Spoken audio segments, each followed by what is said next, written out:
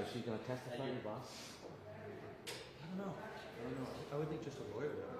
Yeah. Mike could. Okay.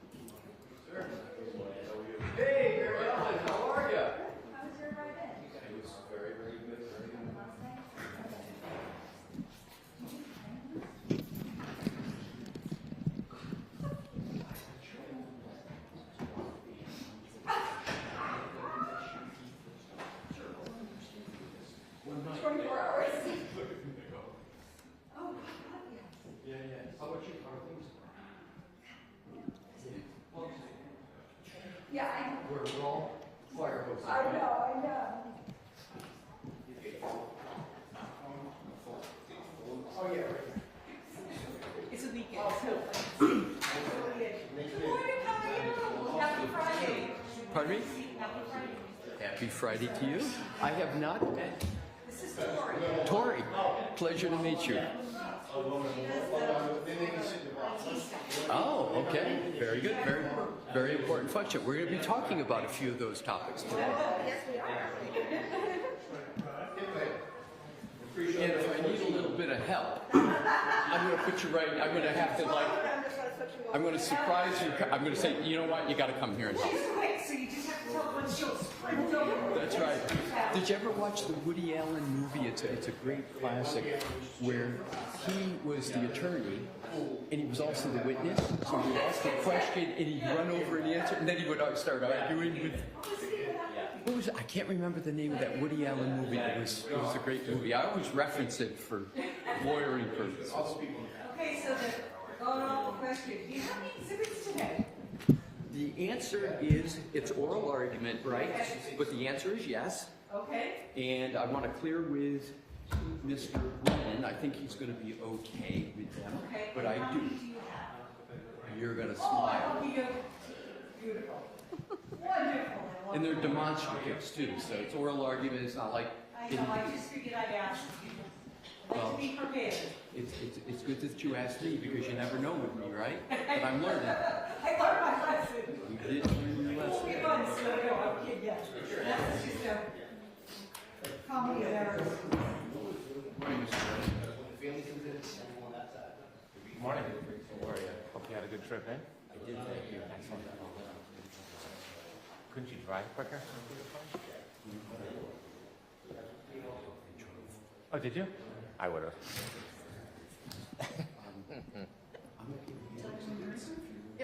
I wouldn't have given them to you, but for the fact that you gave them to me So last it keeps night, changing its passwords on me. later morning, No, but I'm good, right? It just took me a minute. great. Huh?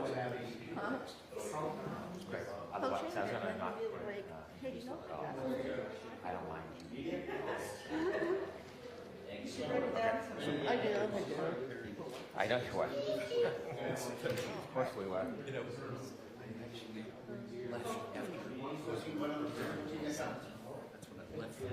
Well, thank you.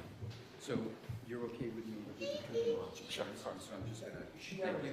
No problem. Would you like one or do you? You have the action one?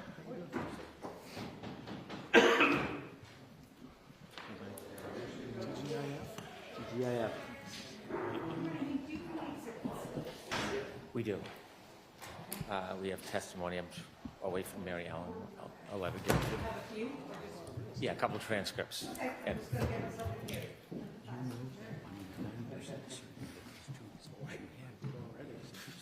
they are, but I just brought them just in case. All right, Di, whenever you're ready. I'll ask them if they're already included in the record. We won't be. But sometimes I just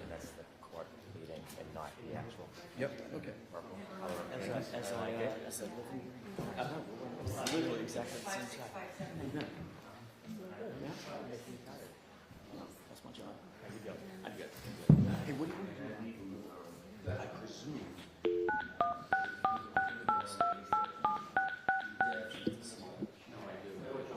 Welcome to Zoom for Government. Enter your meeting ID.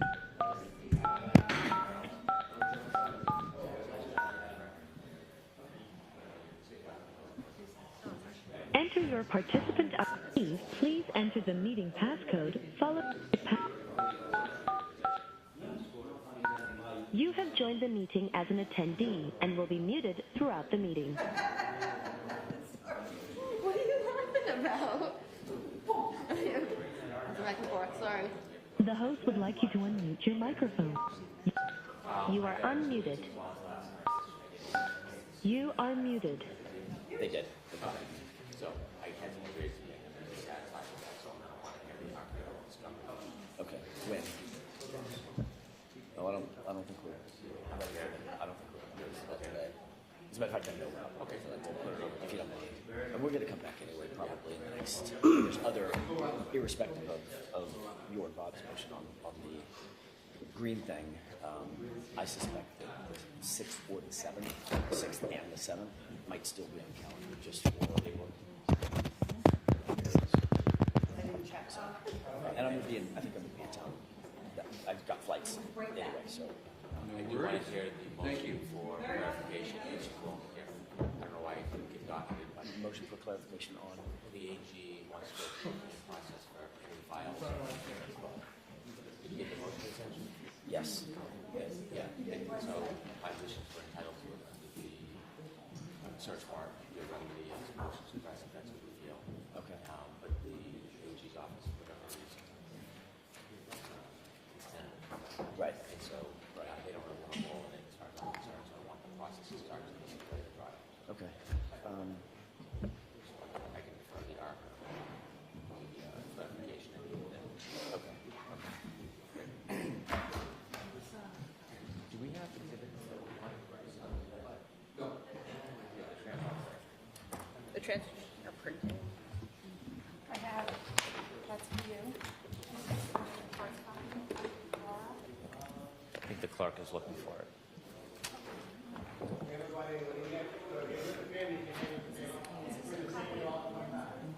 Okay, I'm printing.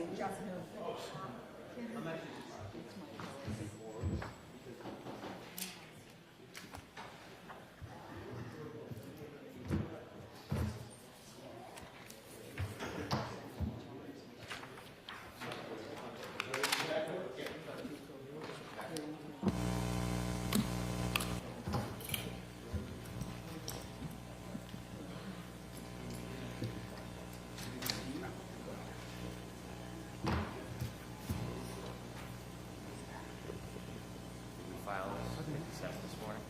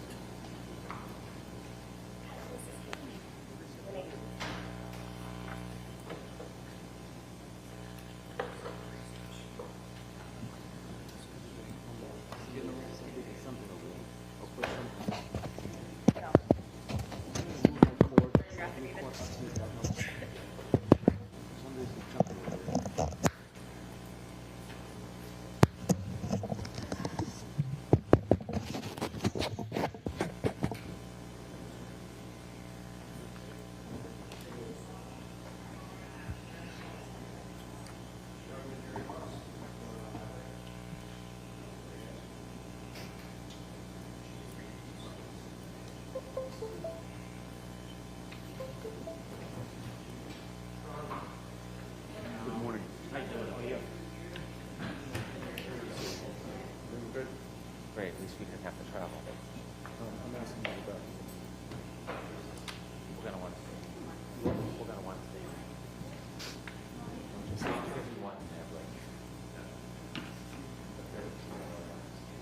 When I picked it up, I can give it to you. somebody did something over there. Is this usually kind of low? You want to argue that today? Or more of that today? It's like very, very big.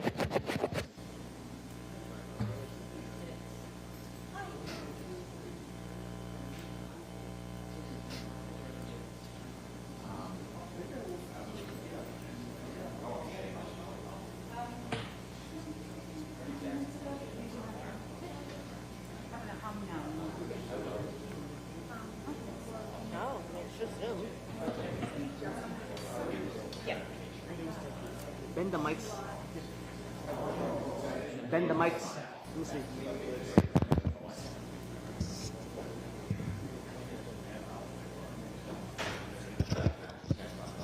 Well, just remind everyone, no cell phone use whatsoever at all. Somebody is on the laptop and all that, but no cell phone use whatsoever today. Thank you. It's a little better.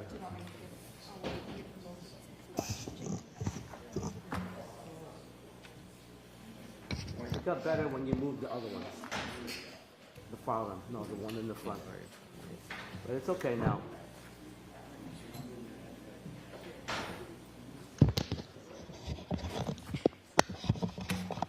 Let go.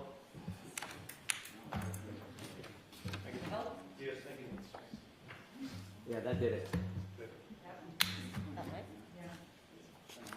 But it's fine now. Thank you. Thank you.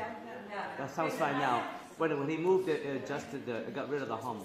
Sometimes I get a hum too, but I think sometimes Yeah. people's cell phones are too Yeah. close to their, right? I think it's Yeah, so that one. Thank you.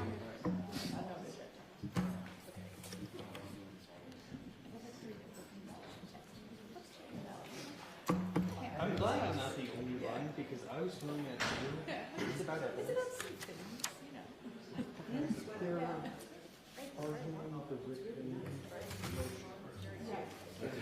And beyond that, maybe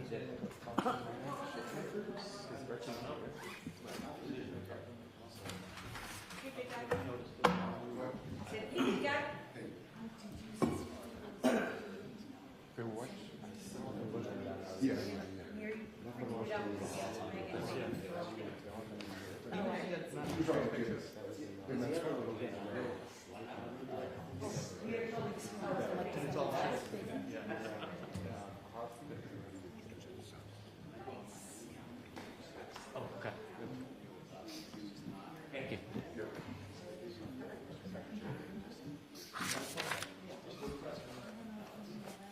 Hey.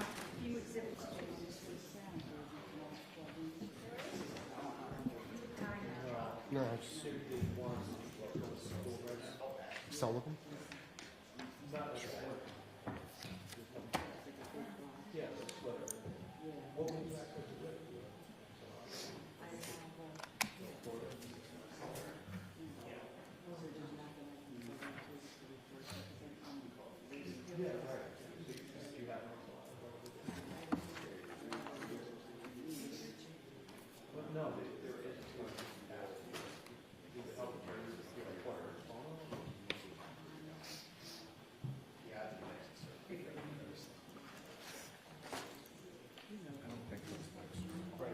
I don't think.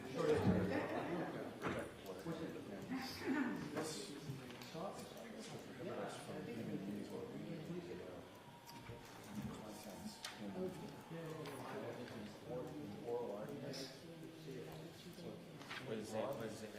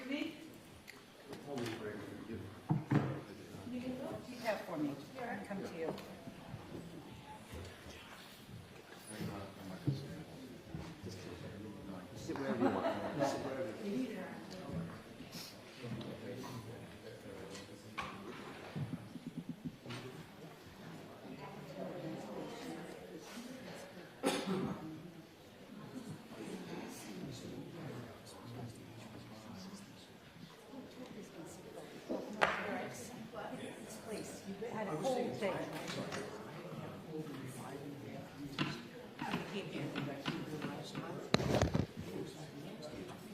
Hey, Mary Ellen. Oh, hey, David. Yeah, I've got it. No, I have not found your caution. Good, how are you?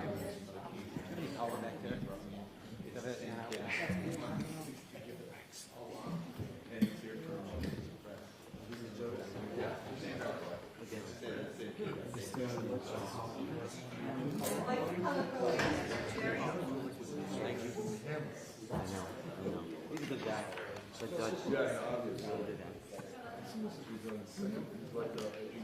How have you been balancing?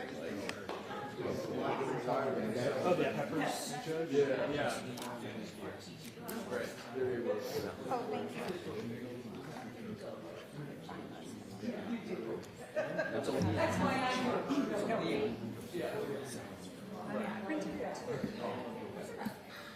Okay, anything for me? Yes. What do we have for exhibits? This is one. So we have 1 and 2 already Defense. so far, so Okay. 3. Have another transcript on the way up. Laura's bringing, and then there are. Do we attach both reports to the motion? We have 2 reports attached to the motion. Should I give you separate copies for exhibits? okay. Yeah. Okay. I just couldn't find it. She's gonna see if she can find the actual motion. I remember an email, and I remember us having it. Which motion do you need? The concerning the clarification. Okay. Into the search warrant. I just didn't see it. It's not the first thing to make your product. Yeah. What is it, just congestion?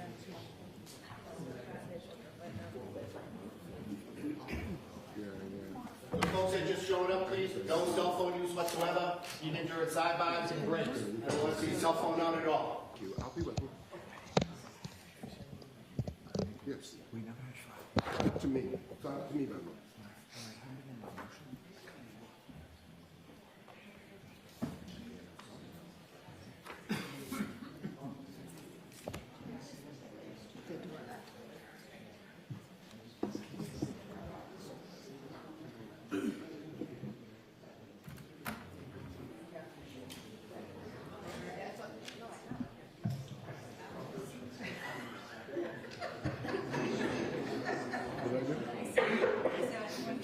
They drove overnight. Look, I was at the second stage. This is a very, What's going on? this is a very famous scene. Did you hear that story? The judge came out one time, and Eddie Sheehan and one clerk stood up. Pants went right down to the ground. And the judge turned around and the clerk said, "Show's over." I saw it. I was like, Brendan and I exhibits that were in the contest, so that was great for you. Well, you know step, and then there was a case on here's the note firms. So Brendan and I agreed to them, she's got them already. But if he comes back in 10 minutes, You know what? maybe he wants to handle it. Probably not. What I said was, Oh, they could get it well figured. and I said, well, Brendan and I agreed to take it all with you, so you just give them to the judge and you start to say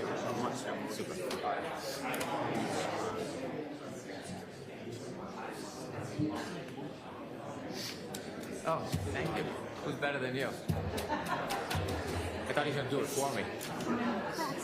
You're always deaf, and you want to make sure it's not just 98% deaf. You're a gentleman. Opposition. And then your comment on Okay, that's it. your bar is Yeah, printing you right. they're coming in now. That's right. That's right. Thank you. That's right. The bar is printing you a copy right now. Okay, got it. I think I should put everybody on. Got it. Okay. Got it? Thank you. Okay, yeah, of course. No. Mr. Wiley, how are you, sir? Yeah, it was really It's not.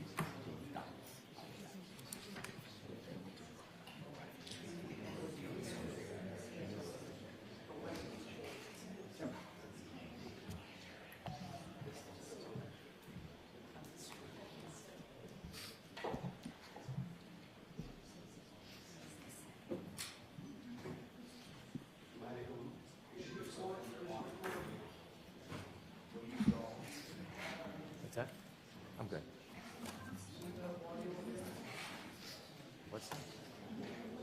Has anybody checked to make sure the mics are not on at our table with the TV people? Just a reminder, folks, about cell phones, please. Make sure they're on their silent mode, please. All cell phones, please. That boss? It's under the table left. Yeah, I see it. That's okay. Thank you.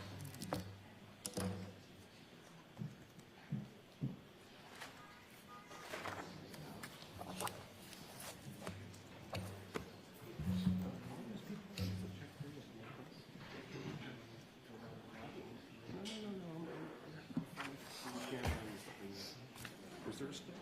No, there was unrecognizable faces behind it. That's fine.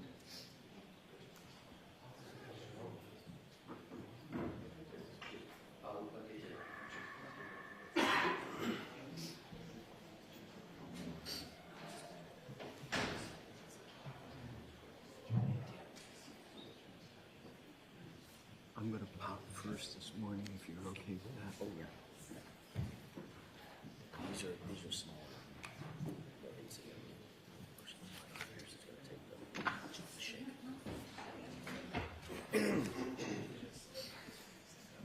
Did you guys determine the order for this? In other words, you guys are gonna go after the green motion, or you're gonna go first? No, I thought that's what you meant. You wanted to go first on green motion. Right. Yeah. And then I don't know what the order of the rest of the stuff is gonna be. Okay. You know, one of which I want.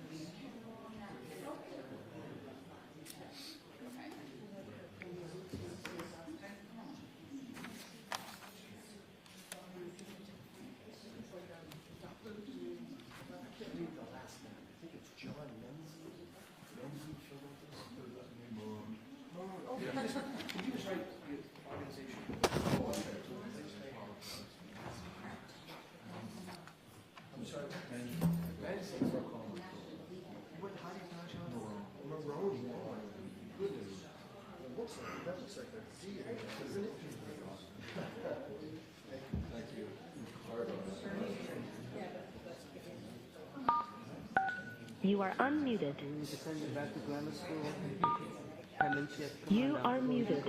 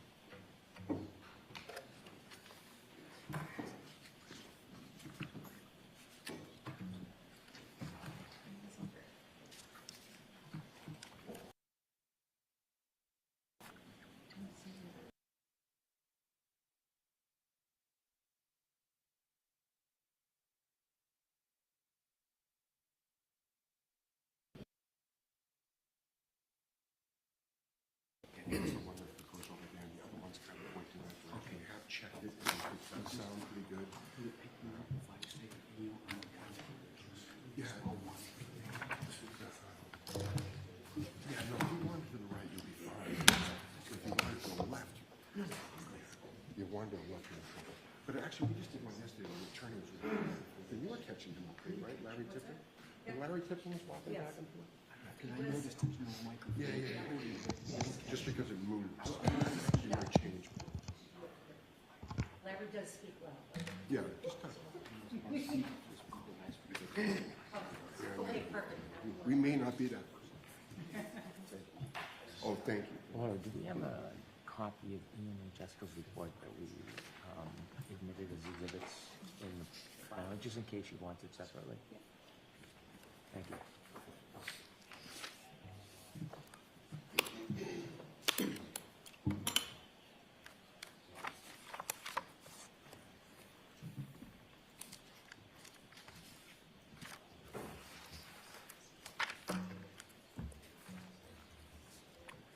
You channel 10?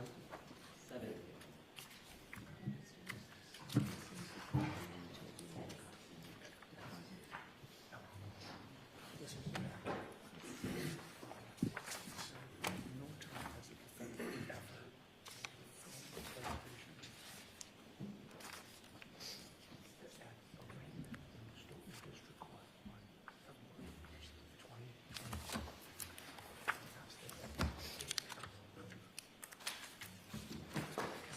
That order was never rescinded.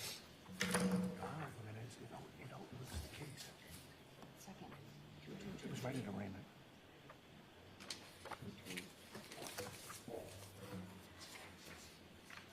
That's just wrong.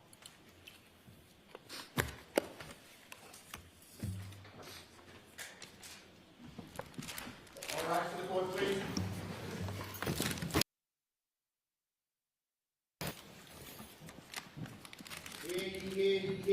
All persons have any business before the Honorable Beverly Canoni, Justice of the Norfolk Superior Court, here for the County of Norfolk. Draw near, give your attendance, and you shall be heard. God save the Commonwealth of Massachusetts. This court is now open. You may be seated. Judge, this is 22-117, the Commonwealth versus Karen Reed. Can I have counsel?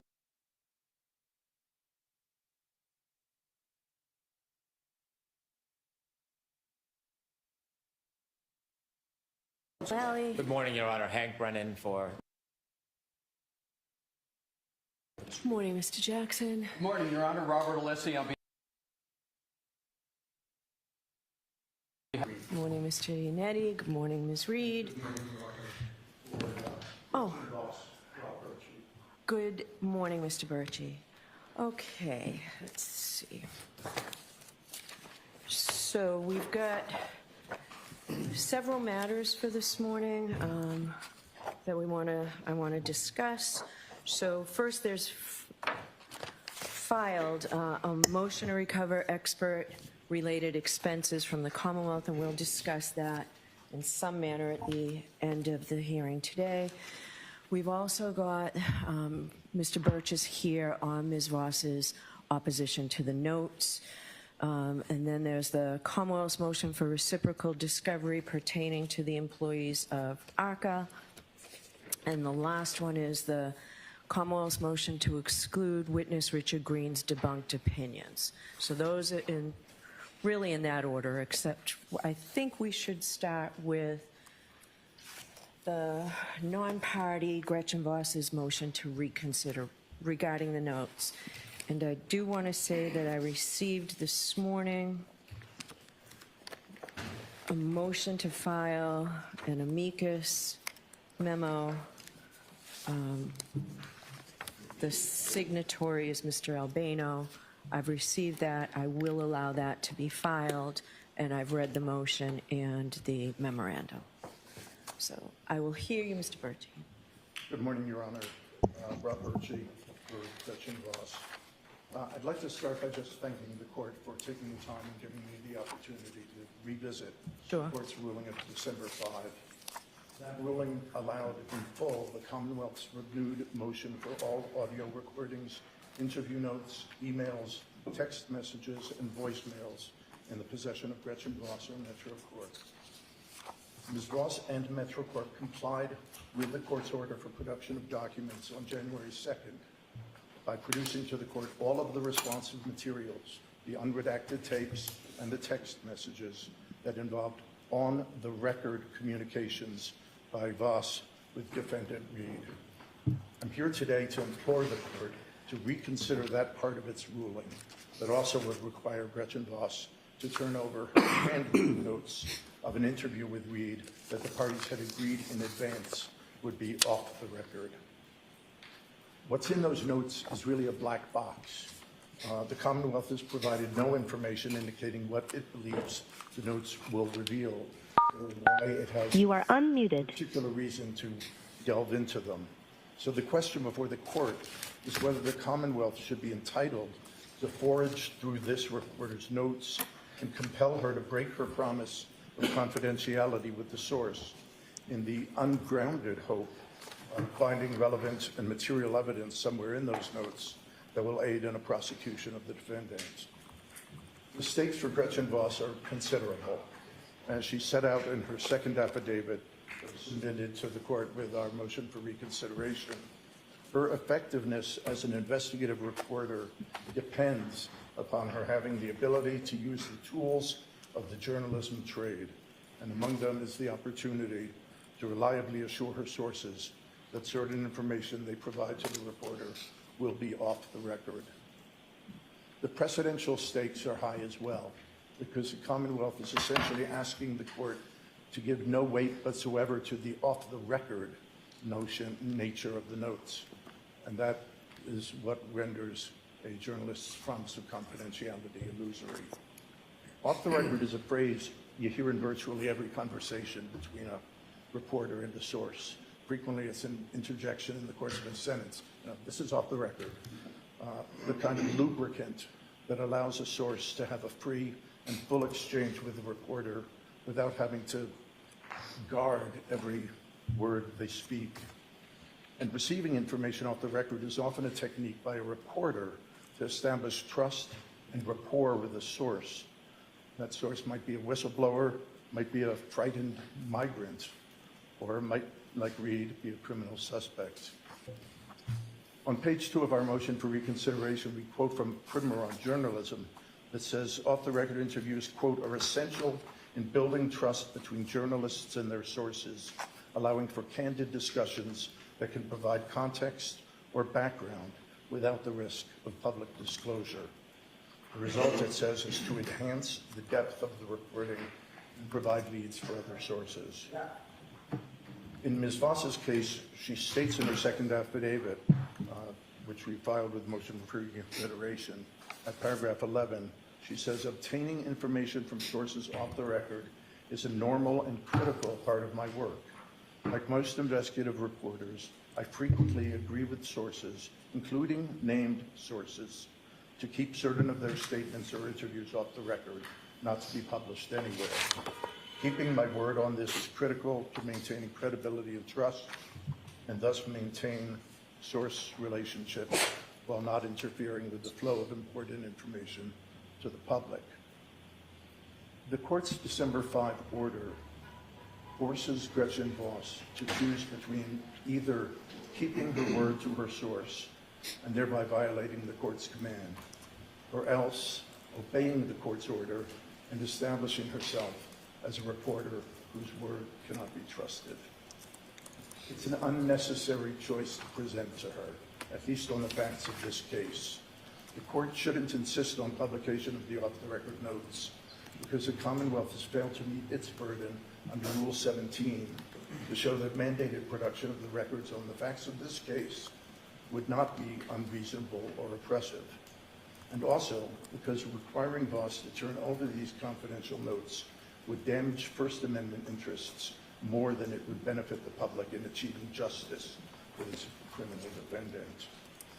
Now, I keep saying on these facts, because it's very clear that the inquiry is a fact-sensitive one. The First Circuit wrote in the Bruno and Stillman case that under Massachusetts law, the task is one that demands sensitivity, invites flexibility, and defies formula. While obviously the discretion of the trial judge has wide scope, It is a discretion informed by an awareness of First Amendment values and the precedential effect which decision in any one case would be likely to have. And in Re Cusimano in 1998, the First Circuit said, that was a case like this one, where that involved a demand for confidential information from an identified source. The same court reinforced the fact-specific nature of the inquiry. In Cusimano, they said, when a subpoena seeks divulgement of confidential information compiled by a journalist in anticipation of publication, courts must apply a balancing test. This test contemplates consideration of a myriad of factors, often uniquely drawn out from the factual circumstances of the particular case. Now, as I noted in the December 5 order, the court drew no distinction between the on-the-record and off-the-record interviews. When it applied the Massachusetts balancing test for mandating production of reporters' notes, texts, and audio texts, audio recordings, it did not treat this confidentiality promise as a factor in the equation.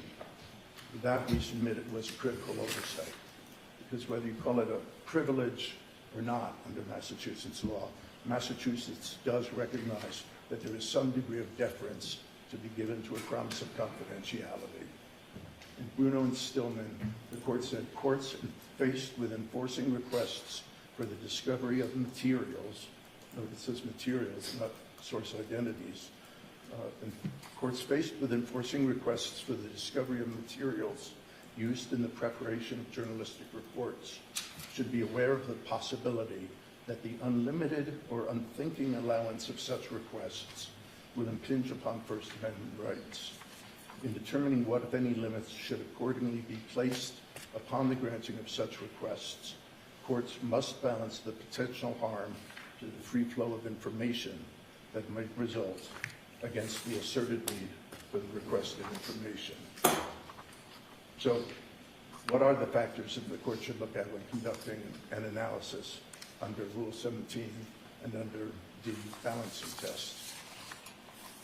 Taking Rule 17 first, set out in the LaRouche case, they cite the Nixon case, where the Supreme Court ruled that in order to require production prior to trial, the moving party has to show, number one, that the documents are evidentiary and relevant, number two, that they're not otherwise procurable reasonably in advance of trial by the exercise of due diligence, number three, that the party cannot properly prepare for trial without such production and inspection in advance of trial, and that the failure to obtain such inspection may tend unreasonably to delay the trial, and number four, that the application is made in good faith and, critically, is not intended as a general fishing expedition. In short, the court was explaining that the special prosecutor in Nixon was required to clear three hurdles: relevancy, admissibility, and specificity. And the court held in Nixon that there was a sufficient likelihood that the tapes contained conversations relevant to the offenses charged, and sufficient preliminary showing that the subpoenaed tapes contained admissible evidence. In this case, however, there's been no showing that the handwritten notes contain information relevant to the offenses charged, and no showing that the handwritten notes contain admissible evidence. When you apply it to the facts of this case, there is uncertain relevancy of the information in the off-the-record notes. Not seeing them, it's hard to know whether they're relevant or not. But there's no specificity whatsoever in the form of a preliminary showing by the Commonwealth that the notes contain admissible evidence. Compare that to the materials the court ordered disclosed. The court found that there were indications in the redacted audio tapes that when unredacted, the tapes would contain relevant and admissible evidence. That's on page 5 of the court's order, which says the Rule 17 standard is satisfied, not only based on the tapes. But there's no examination whatsoever of whether the interview notes would be anything more than a fishing expedition.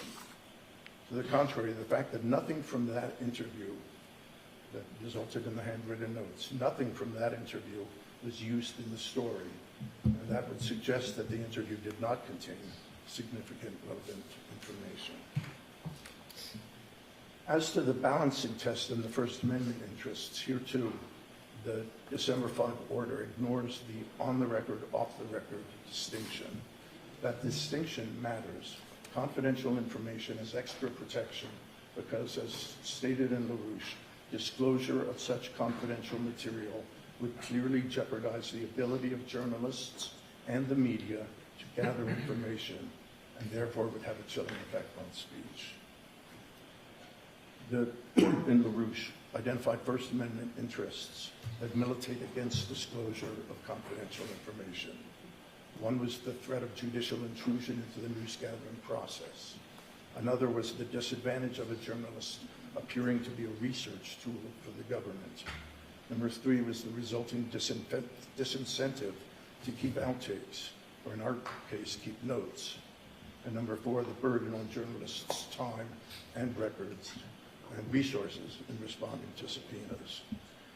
And if you look, Your Honor, at the affidavit of Chris Vogel that was submitted with our original opposition, he talks about each of those factors in his affidavit from paragraphs 13 through 18.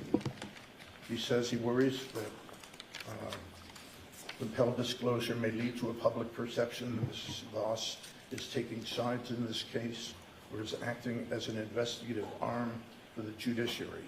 Trust in the news media is already fragile because reporters compile information for a living. They will always be attractive targets of discovery for one side or the other. The unrestrained use of subpoenas to compel testimony or documents from reporters will create or reinforce the impression that objective journalists are working as agents of the government or the defense. The Fourth Estate can only serve its role as a pillar of democracy if it has the public's trust. Second concern that editor Chris Vogel pointed out in his affidavit is that another risk of compelled disclosure is that if it becomes easy or routine to subpoena journalists to hand over their interview notes, the legal and administrative costs of battling or complying will chip away at the precarious resources of much of the media. A third factor that was concerning him was that easy allowance of media subpoenas also risks leading to a decline in investigative journalism altogether. This is the most expensive kind of journalism. Reporting, writing, editing, and fact-checking investigative pieces take significant time and resources. Magazines like Boston Magazine will not be able to risk becoming enmeshed in situations such as this one, with the result that they shy away from controversial topics and the flow of vigorous reporting will suffer.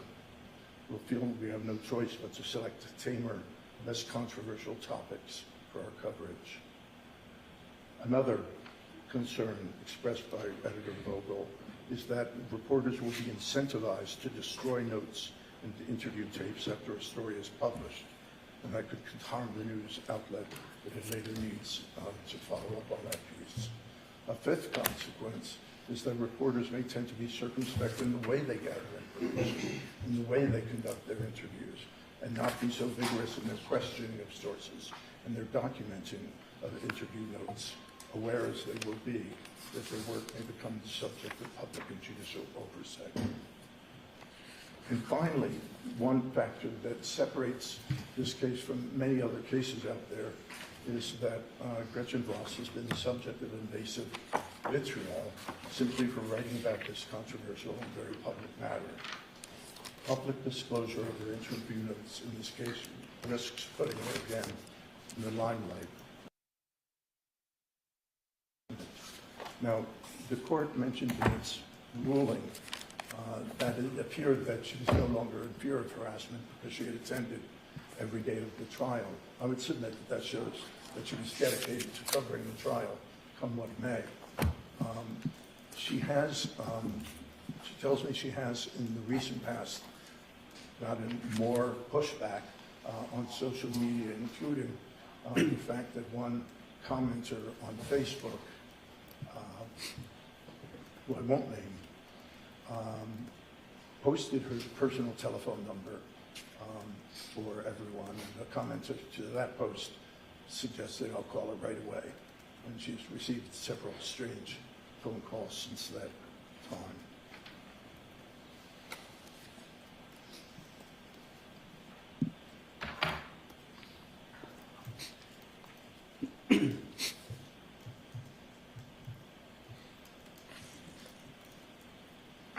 Because of the disproportionate harm to First Amendment and Article 16 interests caused by production of the confidential interview notes, we ask this court to consider its December 5 ruling and deny that part of the Commonwealth's motion that seeks those notes. All right. Thank you very much. Thank you, Your Honor. I do have one point to make to you, Mr. Birch. In the amicus brief, or the memo that was filed this morning,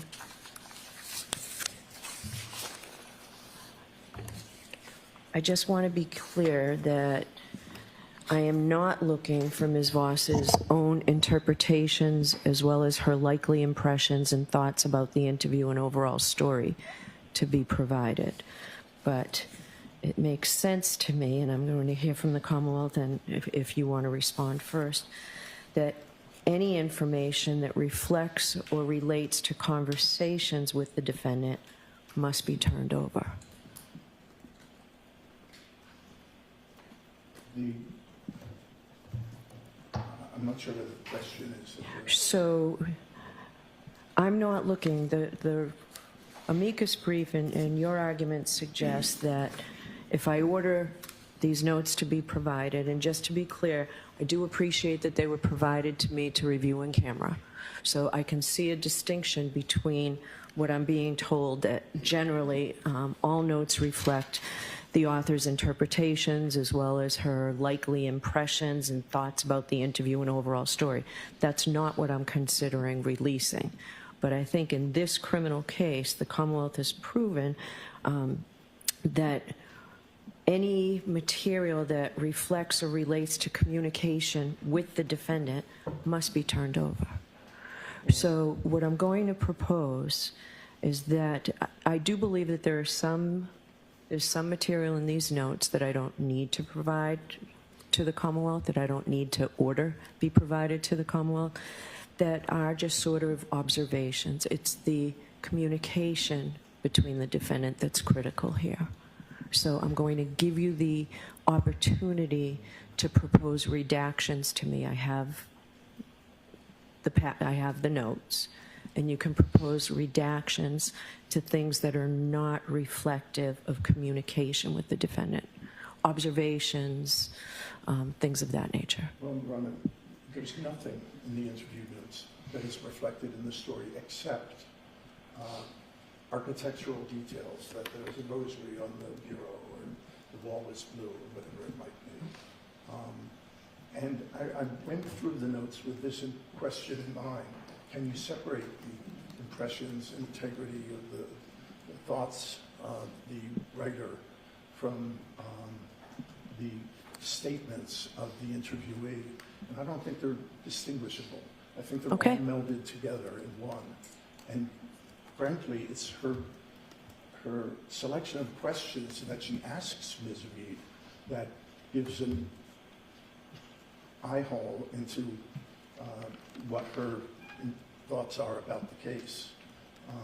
She shouldn't have to produce that work product. And the Commonwealth hasn't shown that there's any more relevancy to these conversations with Gretchen Voss than there would be with any other conversation that Ms. Reed had with anyone else. There's no reason for the Commonwealth to be going after Gretchen Voss as a reporter for this, other than the fact that she's a reporter and she's done the investigative work already, that presumably the Commonwealth has already done. Okay. Thank you. Thank you. Commonwealth? Your Honor, I'll simply say we defer to the court's judgment and whatever limitations the court imposes. I have no further argument. Okay. All right. So I'll take this under advisement. Thank you. All right, so paper 442. This is the Commonwealth's motion for reciprocal discovery pertaining to employees of ACA. And I know from when we were last in court, the Commonwealth was perhaps having conversations with the federal people to see if you could get anywhere with this. Is there anything I need to know in that regard? And if we need to do it at sidebar, we can do it at sidebar. I don't think there's a need, Your Honor. Okay. Although it's not incumbent on the Commonwealth to pursue Rule 14 discovery of a party that's going to proffer an expert, Commonwealth made best efforts anyways. I filed a TUI letter, and I was unexpectedly not disappointed when I received a response last night. It's insufficient, it's inadequate, so the issue of pursuing Rule 14 discovery through the proponent of the expert, that being the defense in this case, is something that is a matter we're going to have to address. Okay. I did speak to the defense this morning. Since the TUI letter came last night, they have, I don't want to speak for them, but have asked if we would consider some time so they can respond. I am content if it gets deferred until the next date, but it is an argument that needs to be made. Okay, who's arguing now for the defendant? Good morning, Your Honor. Morning. I agree with Mr. Bennett's recitation of our conversation this morning. If it pleases the court, we did get that TUI letter. I was copied in on that letter late last night. Reviewed it last night. I think that it'll be incumbent for me to at least analyze that letter in a little bit more detail and utilize that letter in my response to the Rule 14 argument. So if we could have another date. Sure. Well, we have next week, Thursday and Friday scheduled. That's what I was thinking. So we'll do this next week and come up with proposals on how we can certainly not violate anything that the federal court has said we can't do, but ways that we can go about it. We'll be mindful. All right. So if you can work on that, I'd appreciate that. Sure. So I will take the lead from the two of you on that. Thank you. Okay. All right, so this brings us to the Commonwealth's motion to exclude defense witness Richard Green's debunked opinions. So I have received a great deal of pleadings on this. So the Commonwealth's motion, and there was a affidavit attached, a report attached from Mr. Whiffen. The defense has filed an opposition, an affidavit from Mr. Green, and then another affidavit from Mr. Green that doesn't, they're two separate affidavits.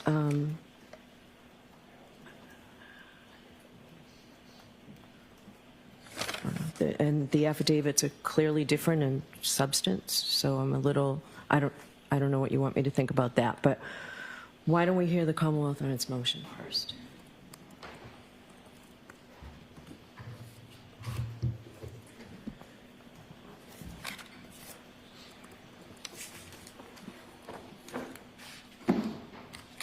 May it please the court, we filed a motion to exclude Mr. Green as a witness regarding 2 points. The first is a claim that a witness's phone made a search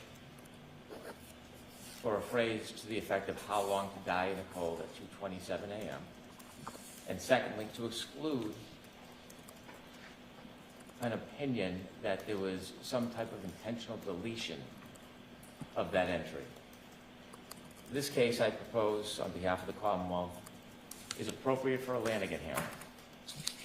At that Lanigan hearing, I suggest that Mr. Green should testify and answer questions about his affidavit and his opinions that he would like to subject the jury to.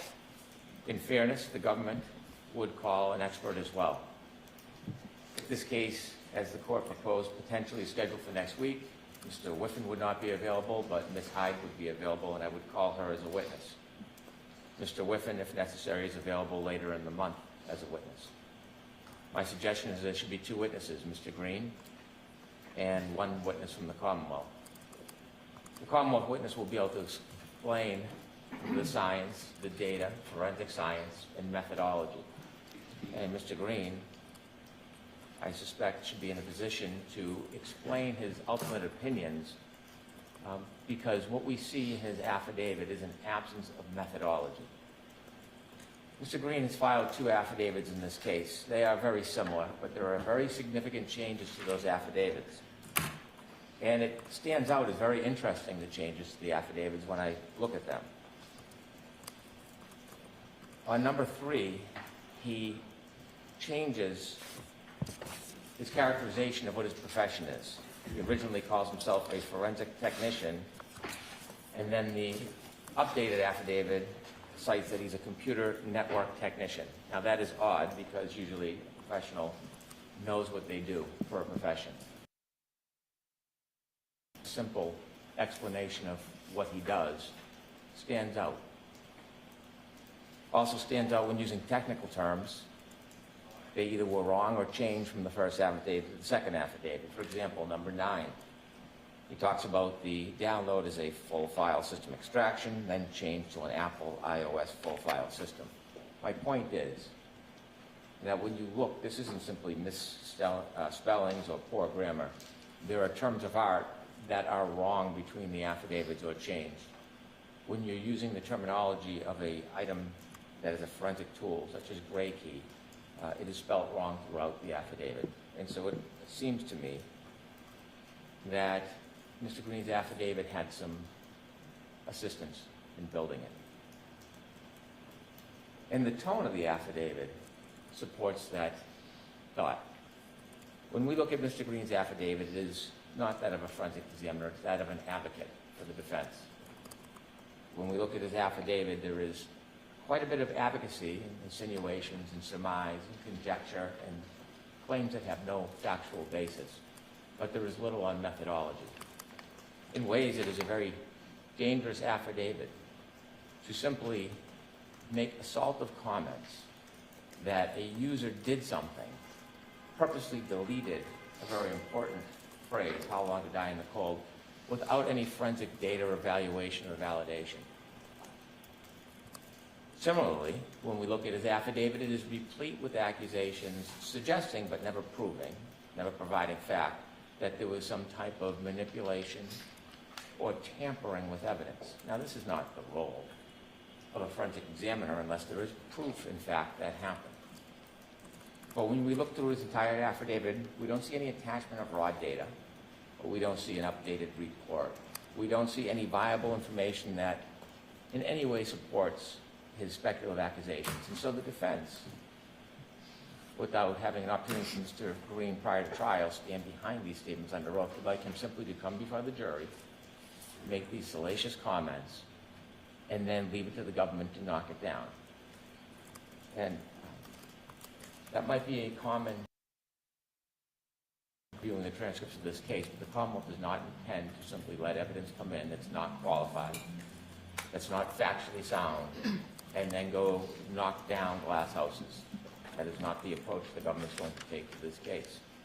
If Mr. Green is going to testify, he should have a report that is factually based with methodology supporting these claims, these narratives that he's proposing. Considering testing in this case, there are certain tools that are used. The defense wants to propose that there is some type of race that Mr. Green looked at or used more tools than a Commonwealth expert. The tool is simply software. A good analogy is that of an X-ray. Anybody can take an X-ray, but it takes an expert then to interpret the X-ray, to interpret the data. In this case, Mr. Green, in his affidavit, proposes that because he used a number of tools, because he has a number of X-rays, that somehow there's significance to it. But what it lacks is a forensic analysis of that information. And it is clear in his affidavit that it lacks that. He cites 2 opinions. His first opinion is based on Cellbrite processing and Axiom processing. I'm not going to go through all the little details that we dispute, or go through a technical assault on each point, although that the overall idea of this evidence is why this should be subject to a Lanigan hearing and why we are willing to call our own expert as well, so that the record is clear and the science and data is clear. Instead of doing validation or testing, relying on cell break, what Mr. Green has done in section number 13 of his affidavit is stepped aside from methodology, and instead he cites that he called Cellbrite technical service. Now, this is the forensic examiner who is supposed to go through the process, and yet he defers it to technical support of Cellbrite. Technical support in Cellbrite he relies on to say that this artifact where this search is stored is appropriate. And he remains standing on that foundation as why somehow there's some validation that this search occurred at 227. But then when he learns that Cellbrite, after actually doing analysis and study and updates and engage in methodology and review, determined that the way that was assessed is unreliable and the program has been updated, which no longer shows the 227 search at 227, and I'll explain why for good reason, and I'm sure the court has heard this before. Mr. Green then denounces the very source that he relies on. And so on one hand he's saying, I relied on technical assistance of Cellbrite, but then when they told me what I didn't like, I can ignore that part. He then defers to Axiom. Axiom, the government, the defense touts, is a separate source that reinforces the same point when clearly it doesn't. You can see in number 14 of Mr. Green's affidavit, he talks about the fact he uses these different programs because he wants to view data. And that gets back to the X-ray analogy. He is viewing data from many different programs that say the same thing, but he never goes on to analyze it. What is troublesome about his affidavit in section 14 is he attempts to use resource material to convince this court that rather than methodology, these summary statements are something that the court should rely on. And so what he does is he takes an excerpt, page 7 of his affidavit, number 14, and he says that the Axiom user manual describing the artifact as follows, that the artifact is in Safari suspended state tabs, and then it has a last interaction date time, and the date and time of the current tab state when it was last interacted with on the local device. And so he's taking a piece of the manual, they don't introduce the manual, and he tries to use that to buttress that this search happened at 227. What you're not offered is that in the Axiom notes, in their artifact reference guide for the description of Safari suspended state tabs, which he's referring to, and this is the death knell, really, for the analogy that the defense tries to make. The Safari suspended tabs contains the current state of each browser tab in Safari that is currently open on the local device. The date and time are only updated when the user interacts with that tab on the local device. Since these are local tab states, results from the artifact may contain an earlier date and time compared to the results in the Safari history artifact if multiple devices on one iCloud account. And so, by Axiom itself, it makes clear that an artifact in a tab can reflect a time that is much earlier than the actual search. And this has been presented to the court, and we've provided the trial transcripts of Ms. Hyde and Mr. Whiffen. When a tab is open, many tabs can be open, it is open at a particular time. And if that tab is reused, the original time will imprint. And so, certainly Mr. Green knows of the Commonwealth's argument. He knows of the opinions by Mr. Whiffen and Ms. Hyde because he takes shots at them or makes mention of them in his report, and yet he does nothing as far as validation to consider the arguments and dispel them. He does nothing in his affidavit to address the methodology. Quite to the contrary, when you see Mr. Whiffen and Ms. Hyde's reports, it isn't baseless opinions and advocacy of a side. When you look at their reports, it is replete with methodology, fact-based, information-based, the study of the particular device at hand. The contrast between the actual use of methodology that is reflected in Ms. Hyde and Mr. Whiffen's report and this affidavit is so clear. Now, there are two opinions that are proposed pursuant to this affidavit. The first is the claim that How Long to Die in the Cold was somehow inputted at 2:27. The only effort that appears in this affidavit by Mr. Green is in section 15, where he did a low-level analysis of the wall file. Now, I am not an expert, and that's why the court should hear from Ms. Hyde or Mr. Whiffen and Mr. Green. But a simple understanding, the wall file can contain information as a repository. And the description or misunderstanding by Mr. Green of the wall file is clear in his affidavit. In fact, he implies that there were 3 searches in his affidavit, number 16. Just looked at this phone that there were 2. Surprised that his second opinion is an attempt really just to create confusion, to disparage, and to make claims that are factually untrue. It's necessary to have this claim because, number one, it doesn't have any resonance. Anything somewhere, somehow. Not an uncommon. The claim, or the opinion number 2, the defense would like the jury to hear, is that somebody somehow, whether it was a person, presumably the witness in this case, or the police somehow manipulated the phone. I dare say there's no evidence to support that. And yet, in an affidavit under oath to the court, in an attempt of advocacy, this witness is comfortable and willing to promote a claim that has no factual basis. If a witness, an expert, is going to promote in an affidavit a claim with no factual basis, we should not trust, without vetting that witness, that their other claims have any merit or value. In opinion number 2, this expert, so-called expert, takes the liberty to say that the McCabe cell phone could have been manipulated. Not that it was, not that I did a study, not that I have a fact.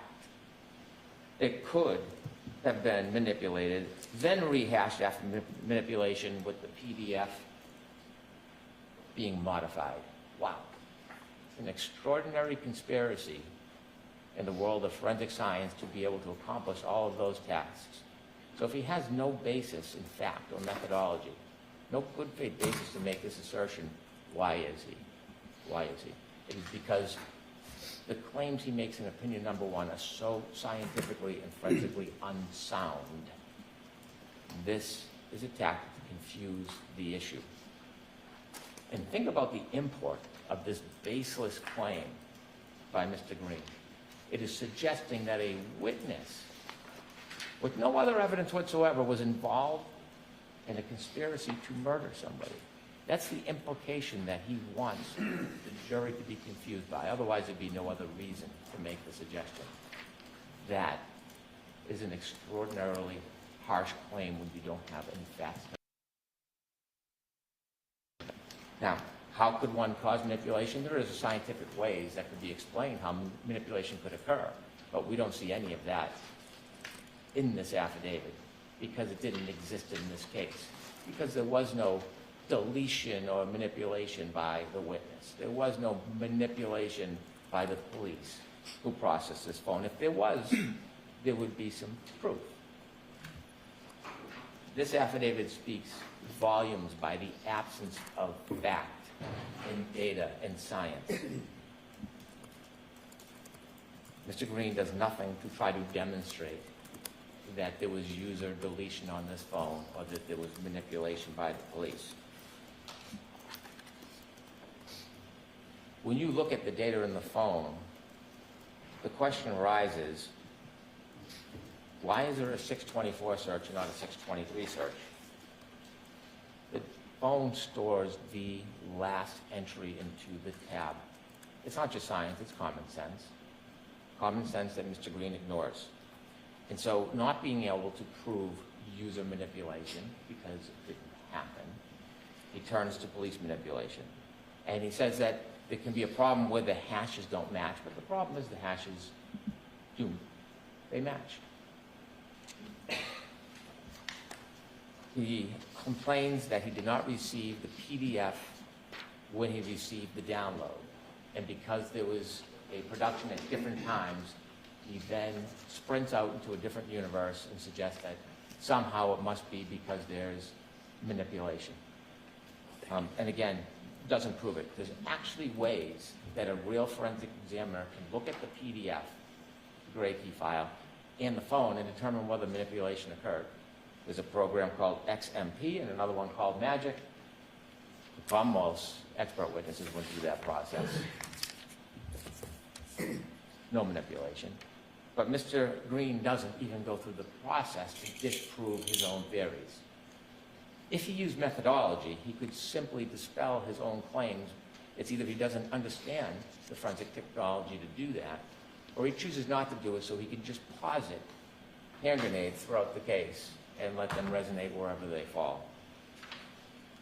In an attempt to create some doubt or uncertainty or merit some conspiracy, he lists a number of what he calls anomalies, which are really not anomalies at all.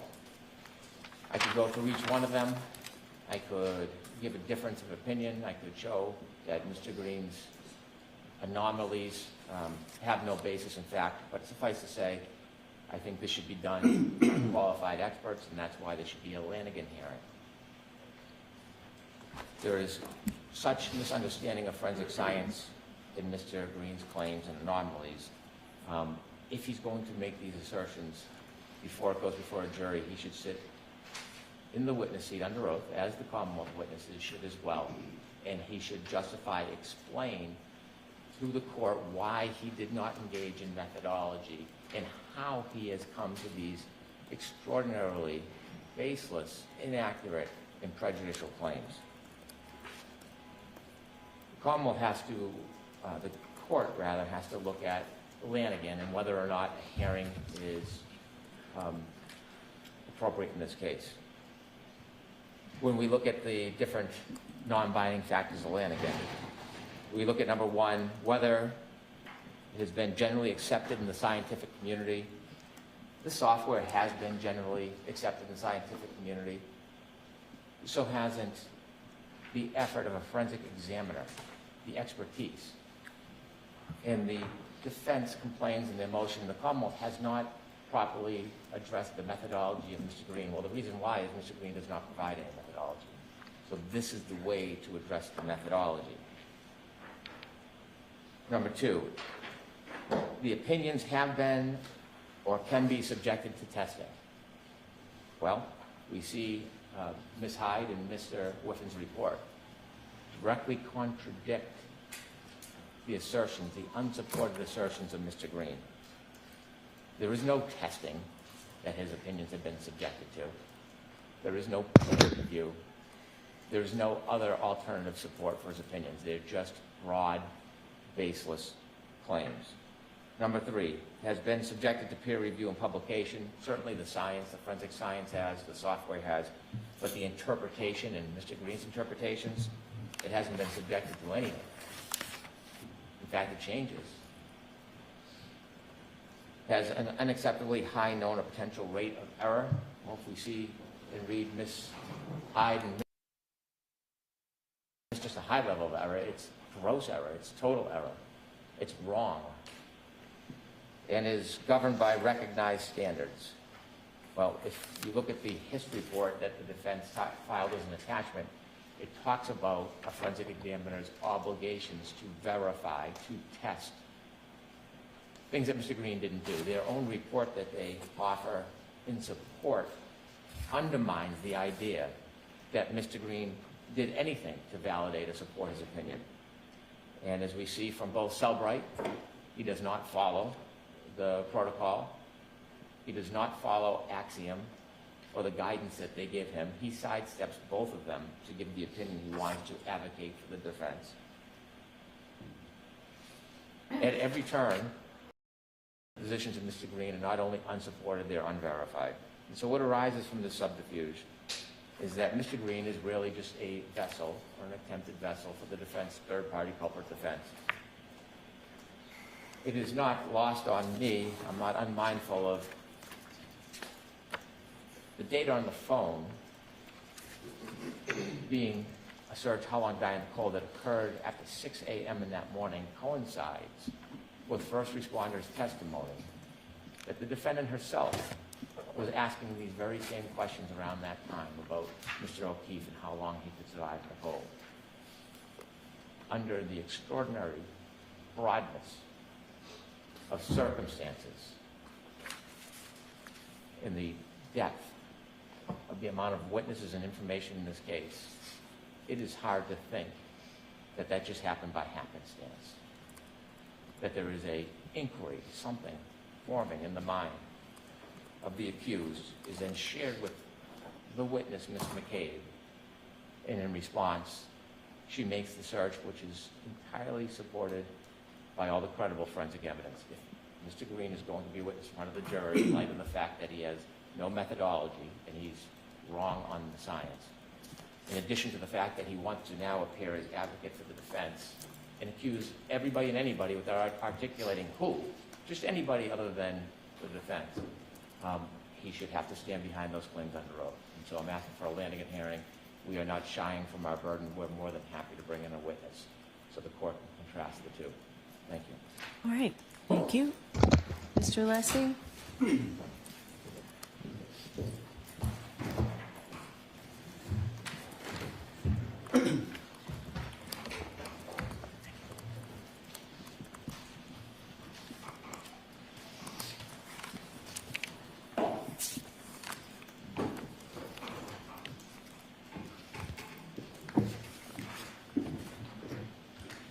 May it please the court.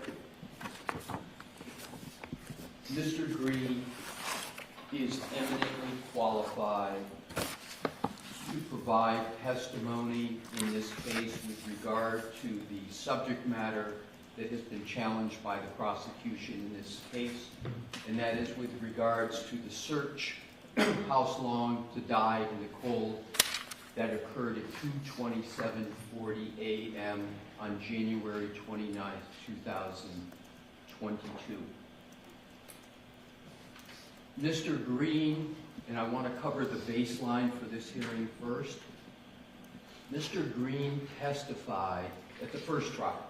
He testified without objections as to his qualifications. He testified without objections to his methodology. Your Honor sat, obviously, and presided over that trial. Your Honor did not issue, after his testimony, any limiting or curative instructions with regard to either his qualifications or methodology, nor did the prosecution, after his testimony, stand up and ask for any such limitations or qualification. The baseline for his qualifications and methodology was established, again, without objection. But they are being challenged now. I was just waiting, Your Honor. They are being challenged now, but the reason I state that is because what Mr. Green has provided in response to this motion is even more detail than what happened in the first trial. In Mr. Brennan's argument, he did not make one argument about Mr. Green's qualifications. Zero. So I'm assuming, because there's nothing in their motion that even goes into why he might not be qualified. So to me, Your Honor, that's a tacit concession, if not expressed, that he's qualified. And of course, he has to be qualified in digital forensics because there are 5 other areas of digital forensics opinions and methodology that Mr. Green is testifying about that has not been challenged. So to me, it is rather odd right off the jump that there's no challenge to 5 other areas of data forensics, and there's just this challenge to one aspect of his whole testimony and opinions. I have provided Your Honor with 2 exhibits demonstrative in support of my oral argument. Exhibit 1 is entitled Digital Forensics Methodology Regarding Subject Artifact, and Exhibit 2 is entitled Digital Forensic Product Tools Used by Witnesses. The Commonwealth has agreed to my use of those exhibits. They had some, I agreed to theirs. And I would like to, Your Honor, use those in a moment. The Commonwealth, in its oral argument, said 10 times just now that there's no methodology and that Mr. Green does not articulate a methodology. That is incredible to me because the opposition and Mr. Green's affidavit, in fact, are replete with the methodology. And here is the key, Your Honor. While Mr. Brennan challenges the methodology, none of his witnesses, neither Mr. Whiffen nor Ms. Hyde, challenge the methodology.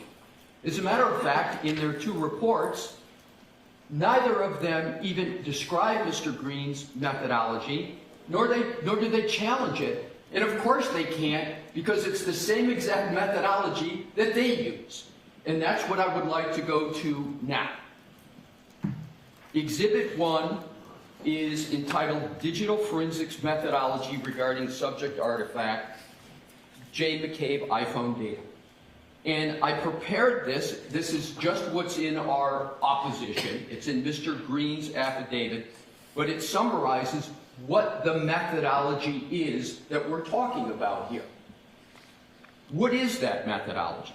Step 1, you receive, and this is to answer the question about what is the proper interpretation of the artifact in question that everybody agrees is the artifact. Step 1, receive a full file system image of extracted data from the Commonwealth. For example, the defense received it on a USB thumb drive. That's undisputed. If you look at the reports of Ms. Hyde, you look at the reports of Mr. Whiffen, they all say they received a full file system image of extracted data. So step 1 in the methodology that everybody agrees to, everybody agrees that occurred. Number 2, verify hash signature value of image file of data received. This is very important because hash values with regard to forensic data is extraordinarily important for it to be proper because it's the signature, the fingerprint, that allows data forensic examiners to be sure that the data that they're giving is sacrosanct. It is not possible for manipulation. The Commonwealth just said that Mr. Green has hurled several accusations without a basis, one of which regards the potential for manipulation of data.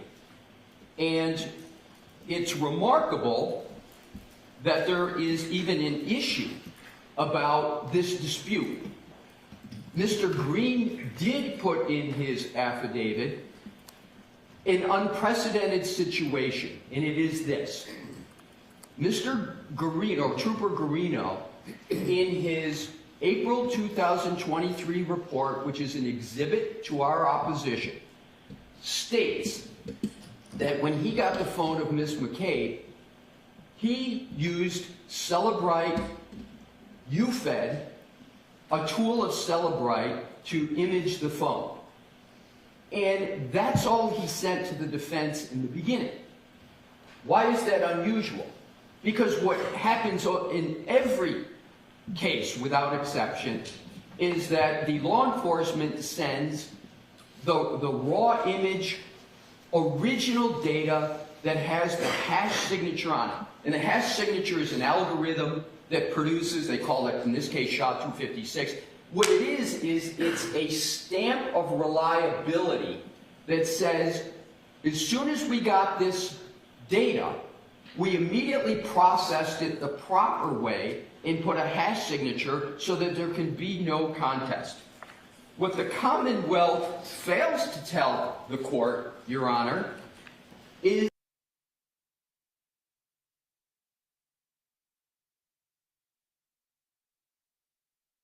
and that leads any proper data forensic investigator to question the integrity of the data.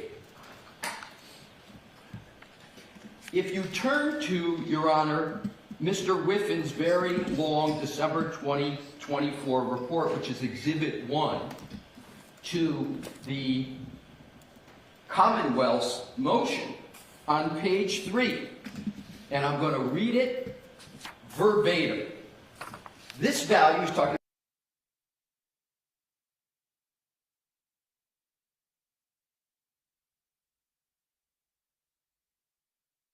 Here's the key point.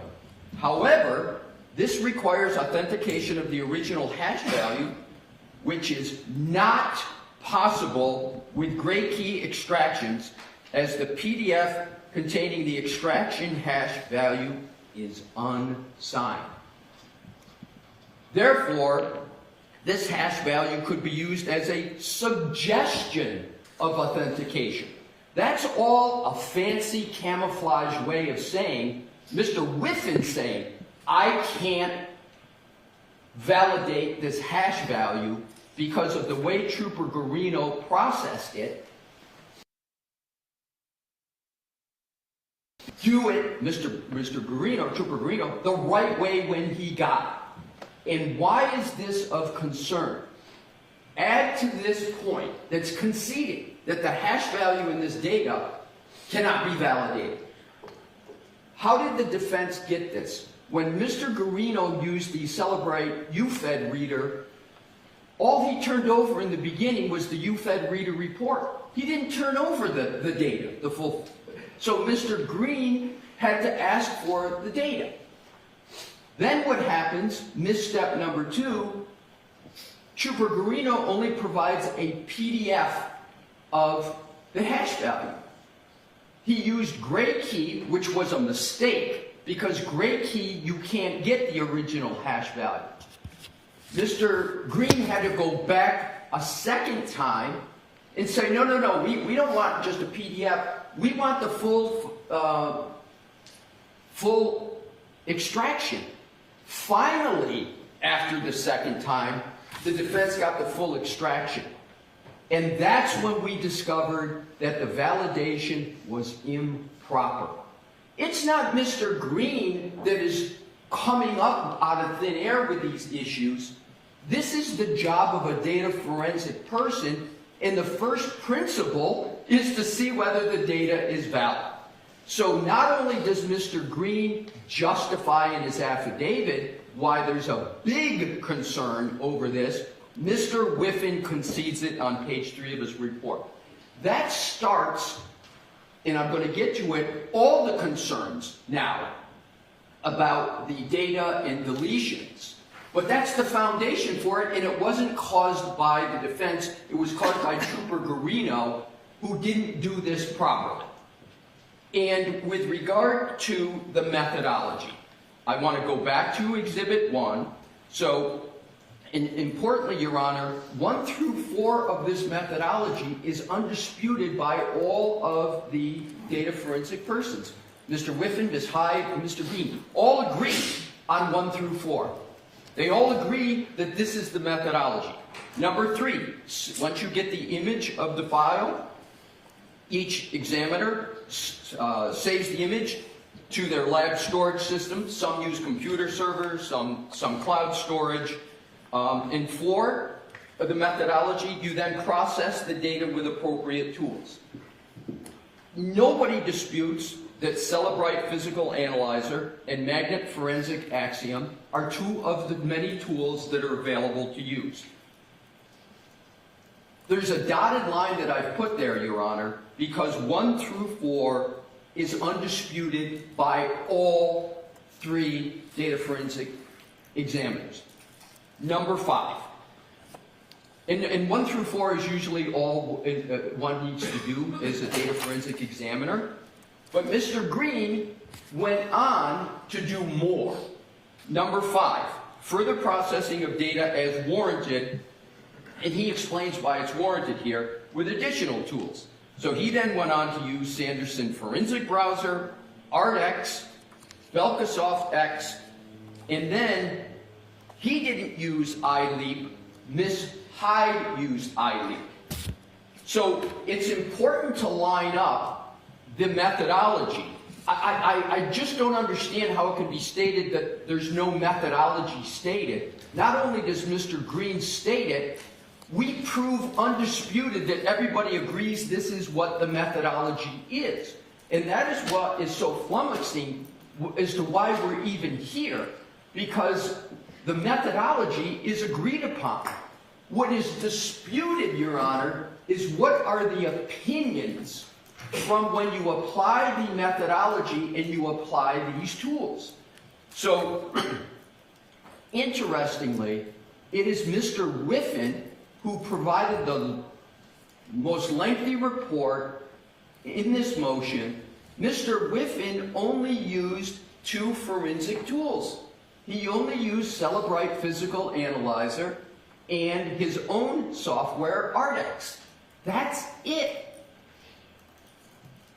What I'd like to, Your Honor, is ask if I could, please, if you could turn to Exhibit 2, which is entitled Digital Forensics Products Tools Used by Witnesses. And I just want to make sure Your Honor has that. Okay. So I prepared this demonstrative exhibit to show the tools that all parties used. And the purpose of this is to show how closely Mr. Green and Ms. Hyde match up with the tools used, and how insufficient Mr. Whiffen and Mr. Garino are. So, if you look at the left-hand column on Mr. Green, and I color-coded it to try to make it easier, you see 7 tools used by Mr. Green. You see 6 tools used by Ms. Hyde in May of 2023. Many of her tools exact same as Mr. Green. You see Mr. Whiffen, who used really 2 tools, but to be conservative, I listed them as 3 because they're just different versions of Cellebrite Physical Analyzer. And then Mr. Garino, Trooper Garino, used 2 tools. But here's what's really important and I think remarkable that springs from this chart.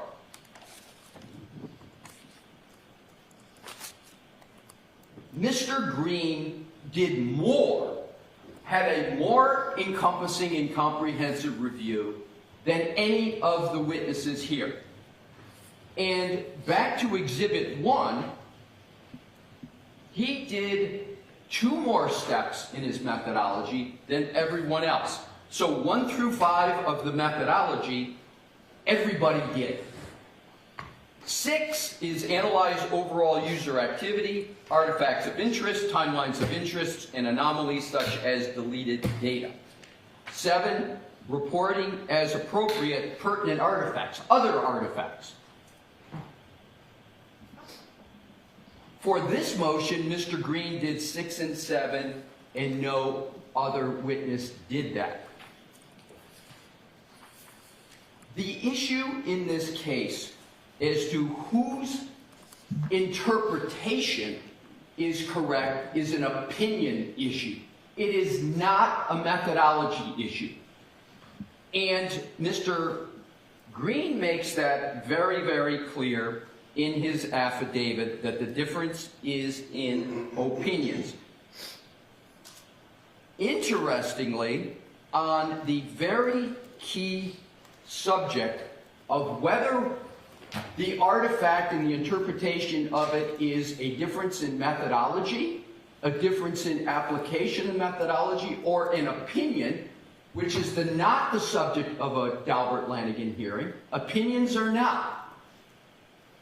Here's what Mr. Whiffen had to say about the issue. This is Exhibit 2 to our opposition. It's the June 17, 2024 testimony of Mr. Whiffen, page 1-10, starting on lines 14, the question. And what, if anything, did you find with regard to the web history artifacts? Answer, and this is Mr. Whiffen. So the 2/27/40 timestamp was correct insofar as that is the time that is shown within the database. It was indeed a deleted record. But the interesting thing was why the timestamp said 2/27/40. And I did some testing on this and discovered the reason why 2/27/40 was actually listed in the database, even though that's not the time. Here's the key. In my opinion, that the search was conducted. So Mr. Green's opinion is, after applying the methodology that everybody agrees to, after using the same tools as every other witness for the Commonwealth used, plus more, Mr. Green's opinion is, to a reasonable degree of scientific certainty, that that search and that record that everybody saw at the time of trial, at 2/27/40, House Long to Die in the Cold, Mr. Green says it means what it says. The search occurred at that time. Now, the Commonwealth, in its recent reports, and they did this also at trial, they said, yeah, we see it, it's in there. Ms. Hyde said, I see it, it's not only in there in Cellebrite Physical Analyzer. I used Axiom, just like Mr. Reed. Mr. Whiffen didn't use Axiom. Ms. Hyde said, and I'm going to point to it specifically, Axiom shows it as a 220, that search is a 224. In fairness to trying to get the best decision for Your Honor here, they disagreed, Mr. Whiffen and Ms. Hyde, as to whether that meant the search actually occurred at 2/27/40. That's the opinion that's disputed. So in fairness to the issue and accuracy, those witnesses diverted at the end as to whether what that timestamp showed, 2/27/40 a.m., did the search really occur then, or as the Commonwealth said, did it occur at 6:23 in the morning? Mr. Whiffen says it's a difference of opinion because he says it's my opinion. The Commonwealth in this motion tries to make it seem like it's an issue of fact, and that Mr. Green doesn't have any fact. Well, Mr. Green's got a lot of facts, and he also, of course, has an opinion. So what we have from these two demonstrative exhibits, Your Honor, is a statement of the methodology in Exhibit 1 that every witness agrees to. Not only is it Mr. Green put a methodology, but we prove up in the opposition that there's no dispute. What's interesting, Your Honor, and I think quite remarkable, is that neither Mr. Whiffen in his 40-plus page report of December 24, nor Ms. Hyde in her December 24 4-page report, neither one of them say Mr. Green's doesn't have a methodology. They don't say we dispute his methodology. It's the Commonwealth's attorneys that are making that dispute. And that is not appropriate. It's got to be your expert. And I think there's a reason why the experts of the Commonwealth are not talking about methodologies or saying there's a dispute, because it's objectively verifiable that there's not a dispute over the methodology. What is also important is what has happened since the trial. And what I want to do is give a baseline of the trial, because I think it underscores the two issues that Your Honor have in front of you: qualifications and methodology.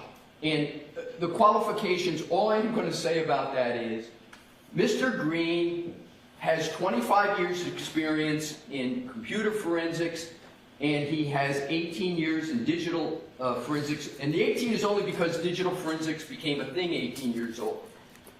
There can be no dispute, and I think that's why the Commonwealth didn't really say anything about it, is because if you lay down Mr. Green's experience next to Mr. Whiffen, Mr. Green testified 23 times as a qualified digital forensic expert in 7 different states. Mr. Whiffen, he's testified in 2 states, one of which was here, and he does not have anywhere near the years of experience.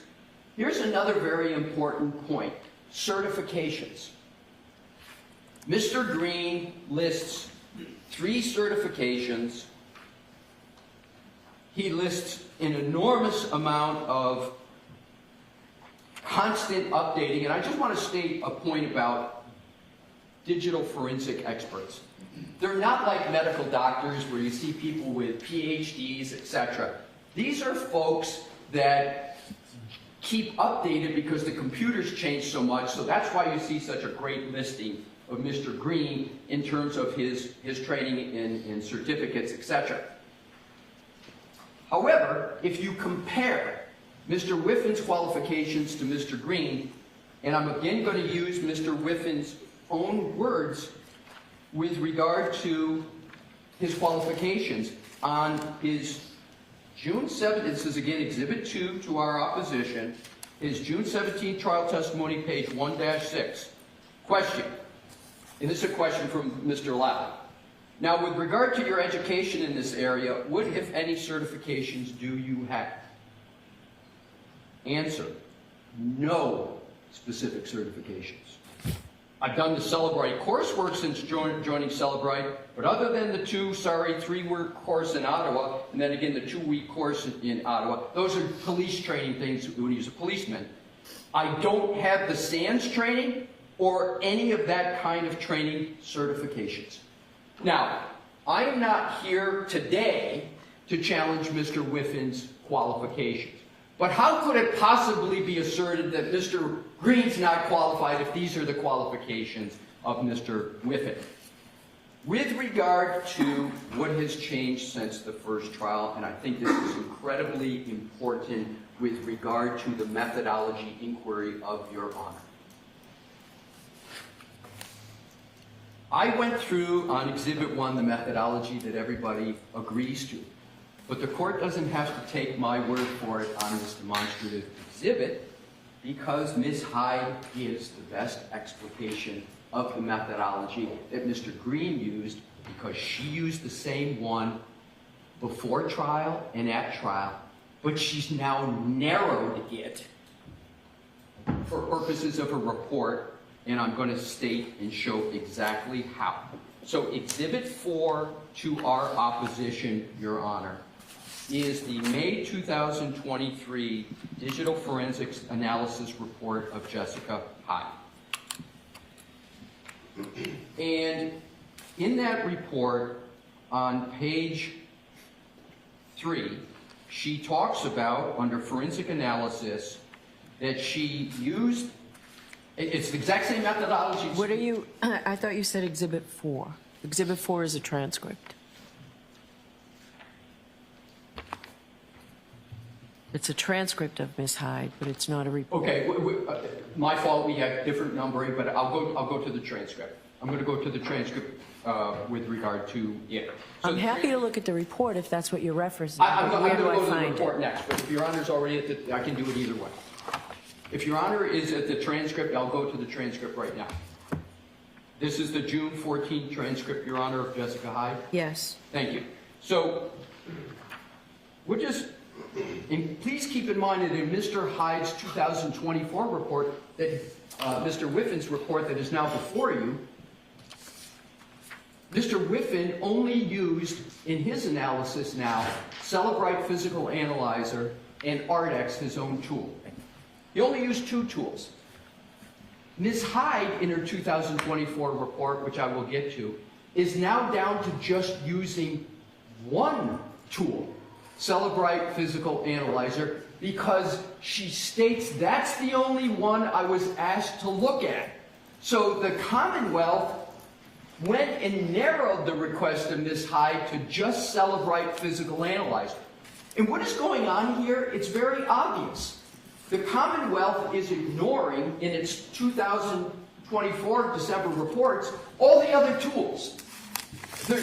Even though those tools show this timestamp of 2/27/40 still, at that time, they now just ignore it and go to the Celebrite Physical Analyzer. That it's undisputed that Celebrite went back and changed it in the middle of the first trial with regard to one physical analyzer program. And then after the trial, the other physical analyzer program, they went and changed that and took it off. But in contrast, Axiom, that Ms. Hyde used before, still shows the timestamp.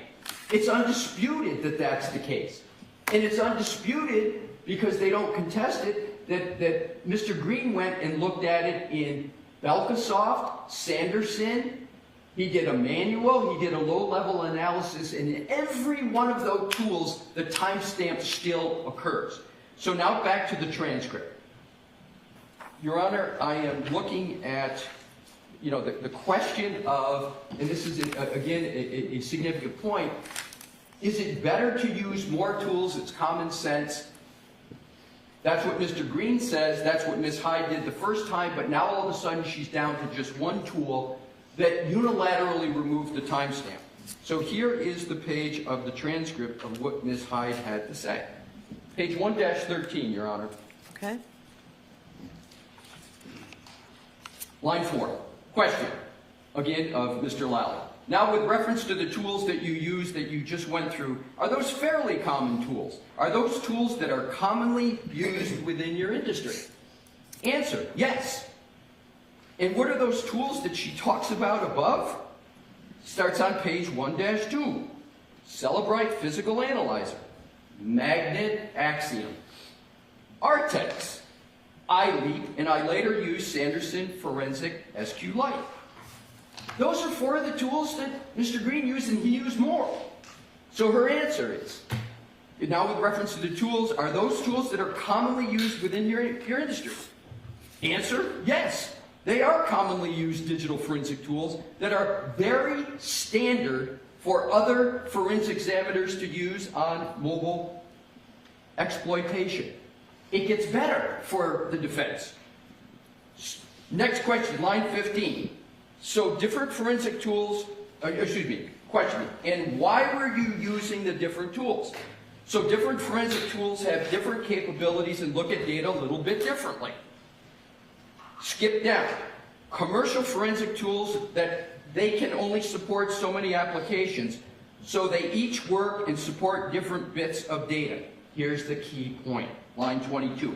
This is Ms. Hyde's words, under oath.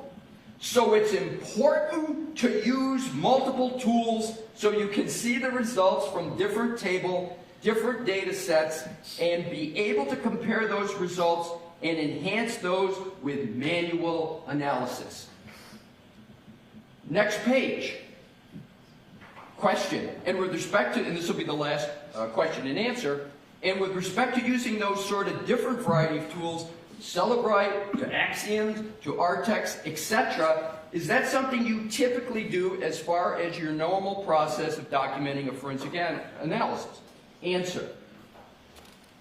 Yeah, that is very, very typical for me to process with multiple tools to ensure that I'm getting the most complete interpretations from forensic tools. Of course, you go beyond that with your analysis, but it's absolutely pertinent. And down below, he asked, can you explain the interplay of these tools in analysis? And her answer is strikingly the same as Mr. Green in his affidavit in our opposition. Her answer, the Sanderson's tool, which Mr. Green and Ms. Hyde used, but Mr. Whiffen didn't, is meant to look at specific type of data structures called the SQLite database. SQLite databases are very nuanced, and this particular tool allows you to take that database and explore it at a deeper level than the other forensic tools allow. Mr. Whiffen didn't use the Sanderson tool. So here we have Ms. Hyde, and in her report of 5/23/2024, her first report, and I'm going to get to her report here, she basically goes through and documents this methodology, and she documents the use of those tools. And she also documents that she saw the House Long to Die timestamp 22740 in every single tool that she used. Where she diverted from Mr. Green was her opinion as to whether that timestamp meant the search occurred at that time or did it occur sometime later. That's an opinion issue again, and Mr. Whiffen agrees in its opinion issue in that regard. So now let's come to where we are for this motion and what was submitted by the Commonwealth. And I want to first go to the report of Ms. Hyde now.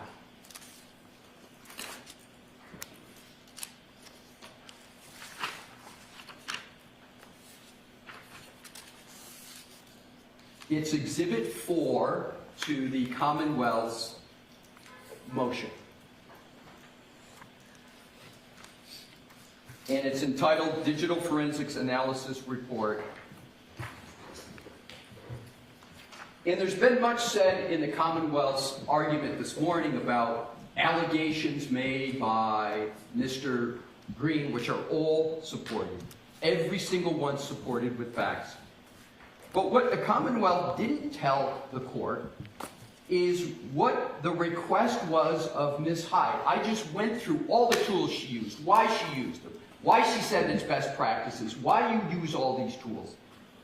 What does she do now in December of 2024 to assist in the myopic approach of the Commonwealth to say, here's our studies, we only look at Cellebrite Physical Analyzer, and it's gone. The search is gone, right? And we know why it's gone, because Cellebrite, Mr. Whiffen, concedes that he went back and talked to the researchers, and what we have, Your Honor, is a total black box. And I'm going to point it out in a moment.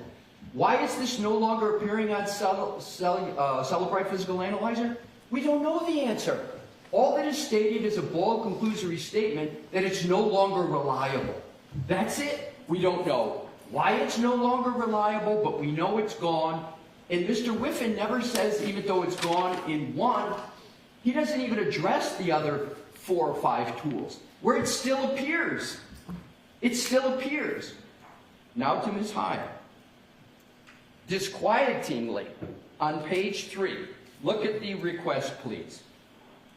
The request was to understand changes made in newer versions of Cellebrite Physical Analyzer to artifacts pertaining to the timeline of a Google search on January 29, 2022, namely House Long to Die in Cold. That is stunning. The request to her was simply to look at one tool that everybody knew by then Cellebrite had deleted in their program. She then looks at evidence analyzed, second paragraph. This full file system image was processed with Cellebrite Physical Analyzer, version blah, blah, blah, decoding engine, etc. Where is her analysis of Axiom that was in her May 2023 report? Where is her analysis of Sanderson? Where is her other analysis that if she went and did it, she would have to say it's still there? So what she goes on to say is very interesting, but it's buried, and here's what it is on page 4. After she goes through and states what everybody knows is Cellebrite just went back and for some reason deleted it, she says under the chart, while manual analysis of the database still shows a 22740 AM ET timestamp, The determination in prior analyses and from Celebrite is that this timestamp does not demonstrate that the URL was visited at the time of the last visit timestamp. So here she did a manual analysis, and it still shows up, but she doesn't explain the significance of that. If we want to talk about reliability, Your Honor, the real question should be the reliability of the prosecution's witnesses in Celebrite Physical Analyzer. So are you telling me that we should have a hearing? Your Honor, there's no need to have a hearing, and here's why. There's no need for a hearing because there's no disagreement on the Daubert issues. The dispute over what is the interpretation of this data, what are the people's opinions, is never one for Daubert. If that were the case, there'd be a Daubert hearing on every expert, because experts, almost by definition on each side, disagree on the opinions. We don't need a hearing, Your Honor, because they agree on the methodology, they agree that more tools are better, they agree that the difference is at the very end of the analysis, which is the opinion. So in terms of the issues with regard to Mr. Green's report, which is my final point to get to, there's been so many mischaracterizations by the Commonwealth this morning of what Mr. Green did and what he said. So what does he do? He says, and Your Honor, digital forensic analysts are the equivalent of a medical examiner. Their job is to apply the methodology that is agreed to. Their job is to use the tools, everybody agrees on it, and then they're to give opinions on what those mean. And everybody here has the same data, right? Everyone's got the same data that they're using, so there's no dispute over that. The Commonwealth said that there's no factual basis for what Mr. Green did. There's a factual basis for everything, and it's undisputed. So everyone has the same data, and this I call the NB postulate. And the NB postulate is, why are people using different tools, etc.? Is because nobody has the source code for the Apple phones. So you use these tools to try to help interpret what these source codes mean. And it's an accepted methodology to do it. But the data, once it's produced, and we have an issue about what happened before it got produced, but in terms of the methodology that was applied here in the tools, there is no disagreement. So what, Your Honor, would an evidentiary hearing do? We're just going to come in and have witnesses talk about their difference of opinion? That's not what a Daubert is for. There's no basis for an evidentiary hearing because there's no dispute over the methodology. I've done a lot of Daubert hearings. I've never even gotten past a motion, let alone an evidentiary hearing, where the experts don't disagree on the methodology. So what is it that caused Mr. Green to raise questions? And again, I said, data forensic examiners are just like the medical examiners. They don't look at just the body of the medical examiner. They look at circumstances surrounding it and all information. Well, that's what digital forensic examiners do, and that's what Mr. Green did. So there was great criticism of Mr. Green from doing what is proper for a digital forensic person, and it's a bit of a camouflage, respectfully, because the December 2024 reports of the Commonwealth now myopically go down to just one tool. So what did Mr. Green say that caused him to say, I think it strongly suggests that there's been manipulation here? He used the fact that there's no hash value for the data. That's conceded. And when there's an issue over hash value, every single digital forensic expert is going to raise concerns about the validity of the data. And Mr. Whiffen is one of them who did that. Secondly, what Mr. Green pointed out on the issue of was this search deleted, there were 4,000 56 searches on the phone of Miss McCabe. 4,056. There was one deletion out of 4,056, and guess which one it was? House long to die in the cold. There are no odds that that can happen randomly, that one search out of 4,056 is deleted. So what does Mr. Green say?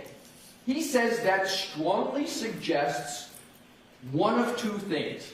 Either there was user interaction deletion, or there was post-imaging manipulation of the data. He doesn't accuse individuals. He says user interaction or post-imaging. That is the job of a digital forensic person, to point that out and say that raises concern. The fact that there's only one deletion of a search out of 4,056, I think it's malpractice if a digital forensic examiner doesn't point that out. Another key thing he points out is an anomaly. The Commonwealth said there was a tab number for Hockomock Sports, in that they said it was the same tab number for how long to search, or how long to die in the cold. But Mr. Green points out that's incorrect. They had two different tab numbers. So that theory of the prosecution can't be right. So Mr. Green wasn't hurling accusations. He was doing what data forensic examiners do, is pointing out all these anomalies. These aren't things you normally see, and they're not explainable. Here's the last point I'll make, which there's also agreement. There's this deletion of this one search. Mr. Whiffen can't explain why. He says, well, maybe it was a spontaneous deletion. There's no such thing in data forensics as spontaneous, and he doesn't cite any. Maybe it's because the search didn't load. Maybe it's because there was bad connectivity at where this search occurred. Well, that's interesting, because a harder thing to load, the image that came up with food, did load. So you got to have stronger connectivity to get an image that dense. So what Mr. Green simply points out is that doesn't make any sense either. That is the essence of Mr. Green's affidavit. And Your Honor, just to be clear, when we sent in the second affidavit of Mr. Green, we put in the cover, and Your Honor may not have gotten this, that it was to replace the first affidavit because there were some typos, etc., etc. So you'll see two dates of the affidavits, and it's the later date, and I'm going to give you the specific one that controls. No, I have both. Okay, right. Yeah. The second one on the body of it does not say it's a supplemental or anything. If it was in the cover letter, that's what they're both docketed, so they'll both remain docketed. I was just going to say, we wanted to have them both there for whatever purpose Your Honor wanted, but there's been some question about why two, and it's a simple explanation. One supersedes the other. So, Your Honor, in terms of, and this will be the concluding part of my remarks, in terms of the allegation that Mr. Green relies upon technical support at Axiom, and he relies upon technical support of Axiom, and the statement that is just remarkable, that that's the basis for his expertise. Mr. Green makes very clear that he did his own analysis, he used the tools himself, but here's why he called Cellebrite. At the time of trial, Cellebrite had two versions of physical analyzer on the market at the same time. One physical analyzer 7 showed the 22740 timestamp. It showed it, and it showed it in a deleted state. But the recent one, the one that Cellebrite updated 1 week before a trial, didn't have it. So that was the insights, spelled oddly, INSYETES. That didn't have it. So Mr. Mr. Green did what any good digital forensic person would do. He called up support and said, well, you know, what's going on here? You got one that shows it, you got one that doesn't. But he did what the NIST standards, the National Institute of Standards, and that's attached to Mr. Green's affidavit, says that good digital examiners use multiple tools, and when they have questions or they see anomalies, you call up the program people. You talk to their technical support. That's not someone inexperienced and relying upon them. That is the proper methodology. So Mr. Green did that to corroborate and get explanation for what he found. So in sum, Your Honor, here is what is before the court and what is pertinent for this motion. What is pertinent is the inquiry under Polk, which Your Honor cited in your decision on Dr. Russell. It comes down to, is Mr. Green qualified? There's not even a contest. Second, is his methodology reliable? And Your Honor, those are the only two subjects that are ever proper for a Daubert hearing. Why would we have what will be a very long hearing? Now Mr. Brennan suggests bringing in Mr. Whiffen. I've never heard of that happening in a Daubert hearing, where one party challenges the witness of the other, and then says, and oh, by the way, I want to bring in my witness to show. That never happens in Daubert. It's the person who... I wouldn't say never. Well, let me take that back. Good point. I won't say never. It is so unusual to have that happen under these circumstances. And this is the key, Your Honor. Why would we have a hearing about whether his methodology is proper and reliable if all of the witnesses agree what the methodology is? So, Your Honor, in conclusion, I would urge the court to deny the motion of the Commonwealth to exclude Mr. Green on one of 6 data forensic issues. He's going to be testifying, obviously, at this trial. And I would urge Your Honor to not have the evidentiary hearing, because Your Honor has before you everything Your Honor needs to perform the gatekeeping function. And again, it's almost all undisputed with exception of one thing, and that's the opinions of the expert, which is never proper.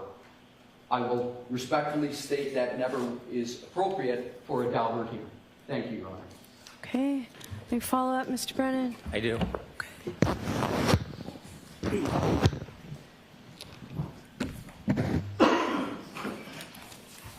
A little bit of knowledge of forensic data analysis can be dangerous.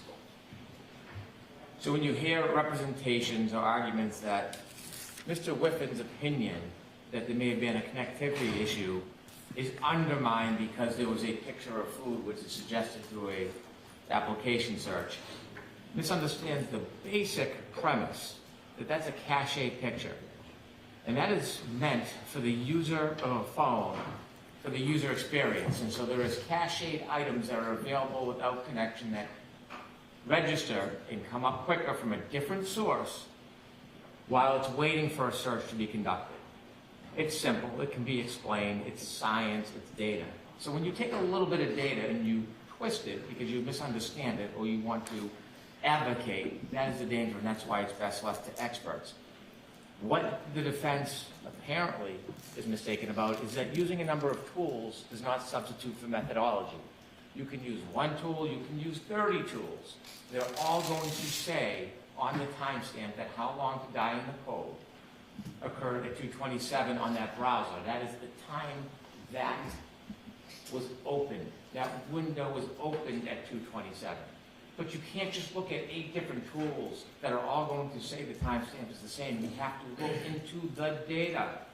and into the databases, knowledge C, the history, and you have to determine what artifacts exist to show that occurred at that time. And when you do that in this process, it is clear that 227 search happened after 6 a.m. in the morning. And so that's what Mr. Green doesn't do. He doesn't engage in methodology at all. There's an agreed methodology. He doesn't use it. The defense points to Ms. Hyde's report, how it's narrow. It's narrow because it's in addition to her 2023 report. Mr. Green has not written a report. He has not provided data. He has not provided that he has used methodology. He has not engaged in the process of studying the data. He made a couple of phone calls. And so you can't simply look at the timestamp and then give a reckless opinion not based on the methodology. We still haven't seen a report from Mr. Green. There is none. Because if he actually does the testing and takes a phone and tested his hypothesis, he would dispel his own hypothesis. And if he doesn't do that, we'll do that for him. There is no hashtag concern. And when the defense raises issues, postures, ideas, we never hear what the problem is. What is the hashtag value? Who manipulated it? And that is the MO. Blame anybody. Don't articulate who. Be like a ghost, evasive as possible, and then when it gets knocked down, just posit a new theory. The government offers to bring in Jessica Hyde next week or Ian Whiffen at another time. Is it common? No, it's not. It's because the government has no fear of a hearing to help educate the court on the data science that is at play here. And so while we don't need to, we have no reluctance to. So there is a real accuracy on the fallacies that Mr. Green promotes in this case. And so we're happy to do it. We welcome it. Okay. Did you want to say anything very briefly, Mr. Alessi? In 60 seconds or less, Your Okay. Honor. Thank you for the opportunity. The Commonwealth said a little knowledge is dangerous. I don't know what a hashtag is. I've never heard of what was just said as a hashtag. It's a hash value, and it's a very important concept to get right. With regard to the whole premise and point of my argument, Your Honor, that this is a difference of opinions, it was just made by the Commonwealth foreman. What was said, it's alleged that Mr. Green has reckless opinions. My point exactly, take away the reckless. They're going after his opinions, and it's been stated now by the Commonwealth itself. It's the opinions, and those are not proper for a Daubert hearing. Thank you, Your Honor. All right. Well, There are 4 exhibits that have been marked. thank you. So it sounds a lot like it may just be a disagreement in opinions, but for the Commonwealth, I will look more closely at your methodology arguments that were made today. If I decide that we need a hearing, an evidentiary hearing, and that I cannot decide this motion based on everything before me, I will let you know no later than Monday. Okay? So we'll keep Yes, next thank you. week, and I'll let you know. All right. So, and not that I would exclude something simply because it takes a lot of time, but we really need to make sure we keep this case on track for the April 1st trial. So I have a question for the Commonwealth on where we stand in discovery, and then we're going to talk a little bit about the motion to recover expert-related expenses. Your Honor, we've been producing discovery as we've gone along to try to give the defense as much notice as we can. I had anticipated having discovery finished last week. We've sent over most of our discovery last night, or is in the process of being turned over. There is one further report. We've retained Dr. Wilkes as a neurologist. I'm waiting for his report. He is away. And so my expectation is I can have that report by Wednesday. Okay. Further, there was a witness interview earlier in the week. I'll have that report as well. My Rule 14 commitments are ongoing. They are involved. Enormous amount of time over the months has been spent find you satisfied that I can account for all the discovery and make sure the defense gets everything that I can as soon as I learn about it. We'll continue to investigate this case all the way to trial, but our discovery should be completed by Wednesday. Okay. Does that include the analysis of the data from the Lexus? That has all been turned over, or we're sending it over on link. There's something like 8 gigabytes on my expert, so it takes a long time to download. It was all sent to us yesterday. That's all included. All right, The analysis is done. The accident reconstruction is done. Mr. Crosby, who has expertise in bites and dog bites, his reports are in. Ms. Hyde and Mr. Whitman have further reports that have been provided. Ms. Hyde has one more that's outstanding. We may have it. I expected it last night. I have not reviewed. And I think that accounts for all. We've been through the entire amount of discovery that was prior. It has all been Bates numbers. It hadn't been before, and it's marked as previously provided. I've made a very, very thorough accounting analysis with help of all of the information that isn't in those Bates numbers, and provided everything that I've come across as soon as I come across it. All right. Continue to look through all of our materials. There was an issue regarding a phone that we hired a third party to look through the phone and produce all Rule 14 discovery. I mentioned that my position was that it was a very broad view that the assessor should look at. I was uncomfortable reporting to the court that the phone had been reviewed by somebody else, so I did it myself. And so I've gone through the entire phone, every email, every page, thousands, and I've provided not only Rule 14, but a broad discovery pursuant to a protective order this morning to the defense, so they have anything that, from my perspective, from my experience, would be remotely important or interesting to them. Also, I've gone through, well beyond my obligation, emails of members of the District Attorney's Office, and that continues, and I have another production as well.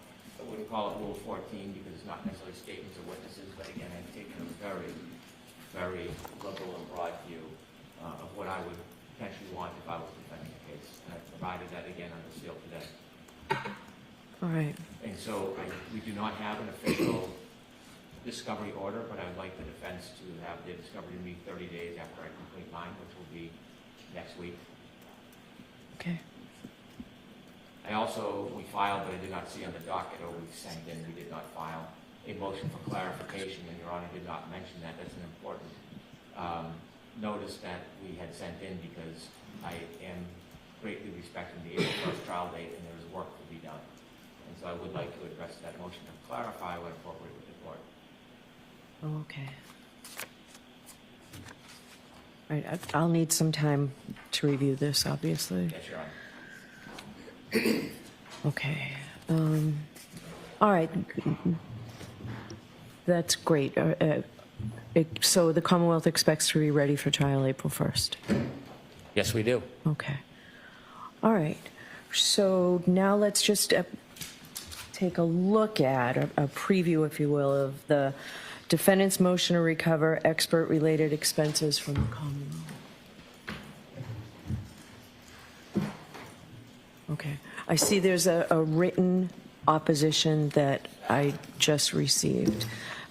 We're not going to hear this motion today because I didn't have the opposition, but one of the things that I'm hoping you can tell me before we hear this, all right, there are a couple of things. Let me just,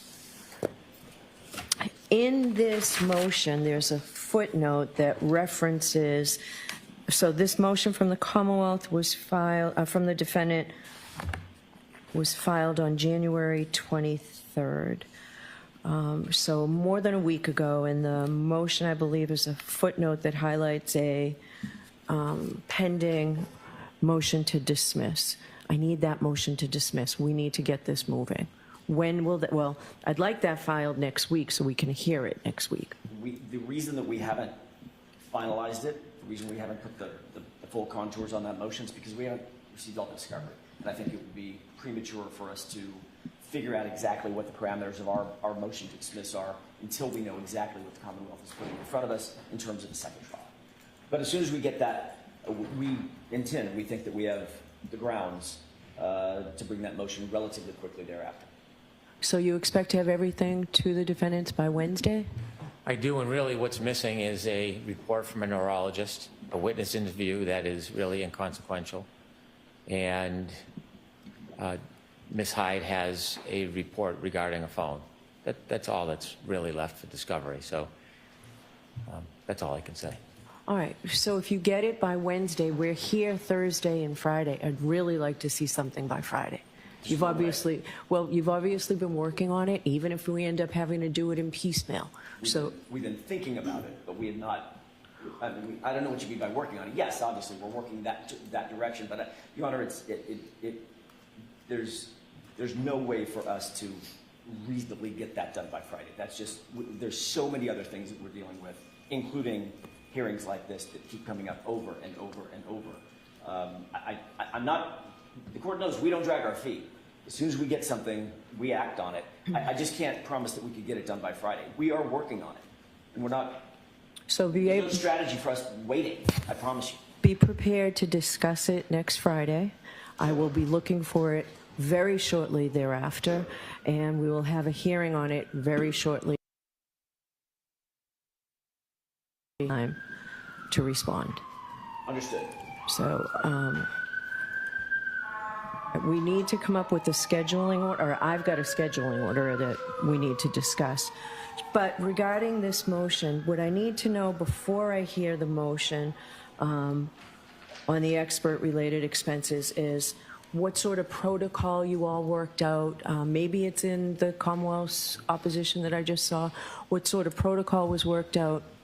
Who was notified? What the arrangements were? How this all was set into play, and why there was a violation. I can certainly brief that for the court. We addressed it pretty significantly in our motion in terms of the conversations that were had, the expectations that we had, the protocol in terms of getting our expert out there from Arizona. No, what the agreement was, right? People don't just show up for the other side's expert. I just need to know what the agreement was for your expert to view this on that date. Most of this was reduced to email. I think it'd be probably a little bit more accurate for me to just go back and file a supplemental brief. Yeah, so I need all that information from such egregious conduct. Sure. Okay. I'll submit that won't take very long at all. Because then we'll address this next week. Okay, that's fine. All right. If we do not have an evidentiary Daubert hearing, do we need both days? Or does it make sense to schedule everything for Thursday? What's the Commonwealth's position on that? Absent that, I don't think there are a lot of matters before the court. The motion for clarification should take probably less than 20 minutes. Okay. And the motion for fees is a very simple discussion. So I don't think there's any way we'd need 2 days unless there is actually an evidentiary hearing, and then it'll take some time. Okay. What do you say, Mr. Jackson? You're nodding? I agree.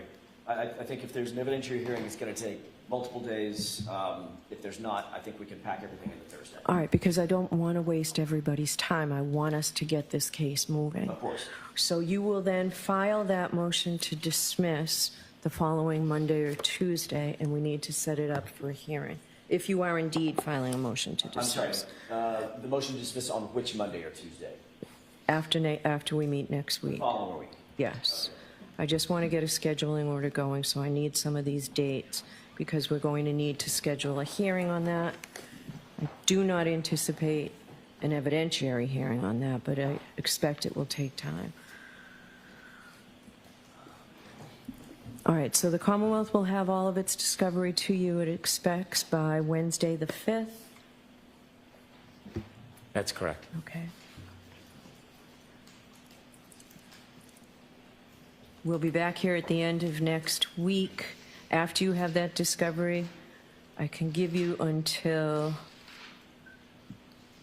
February 11th, the following Tuesday, to file a motion to dismiss.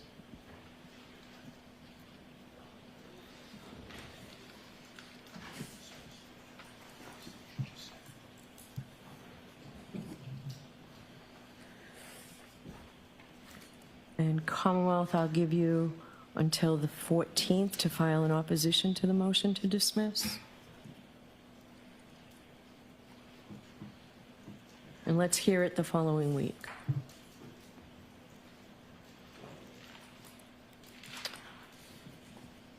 We're also going to have to, does the defense anticipate any evidentiary motions?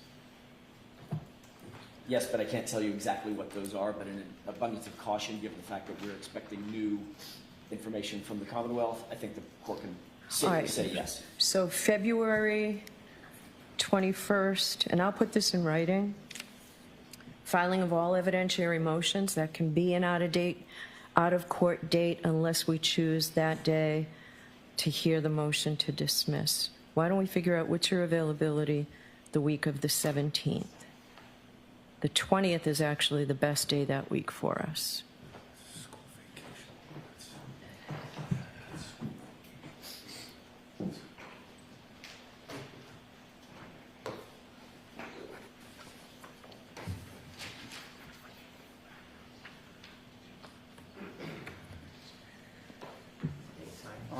Your Honor, that is that week of school vacation week. Both Mr. Jackson and I have young children, but one of us, I think, could probably be here on the 18th. On the 18th? Right. Yes, Your Honor. Okay. Well, all right, so I'd like you to get me, can the Commonwealth get me the opposition by midday on the 14th? So I'll have it to review over the weekend. I know you haven't seen it, so it's hard to figure out how much time you need. Is the Commonwealth available on the 18th? I'm available anytime. Okay. I mean, we'll put all our effort into it. If we have a problem, we could let the court know. Okay. We'll do our best. Okay. All right. Okay, so the 14th will be an out-of-court filing date. The 11th, an out-of-court filing date.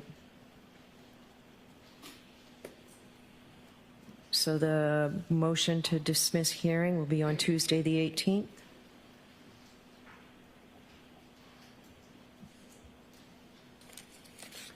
Filing of all evidentiary motions will be the 21st.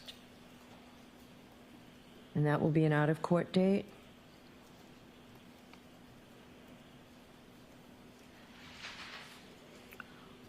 We will do the hearing on all evidentiary motions March 4th and/or 5th. I'd like you to block off both days at this point. And if we don't need them, we'll try and, I don't want everybody coming in for just one motion. I know how much work you all have to do to get ready for trial. There's a lot of work I need to do to get rid of trial, but I'd like you to block off those 2 days because we can't have motions to suppress going on and on past that date. I'm going to need some time to review them and write them. So, all right. Can you all come back in on March 7th? You'll file all motions in limine. We'll have a final trial conference. And then we'll have to set up a date for what I anticipate will be at least a day, maybe two, because it was last time on motions in limine. All right, so March 7th will be an in-court date.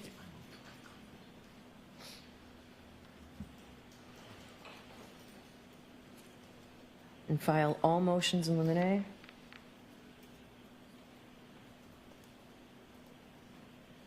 And at that time, I want you to tell me how long you expect your motions in limine to take. Your Honor, do you want those filed by the 7th? All motions in limine filed by that hearing date, the 7th? Yes. And we on the 18th, which only gives me 2 weeks to decide them.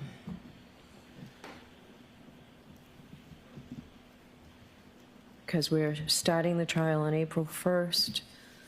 Jury Commissioner's Office has been fantastic about it, getting us as many jurors as possible. And we'll talk about empanelment, obviously, a little bit later. All right.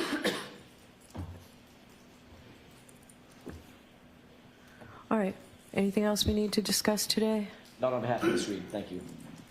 No, thank you. Okay, all right. Thank you all.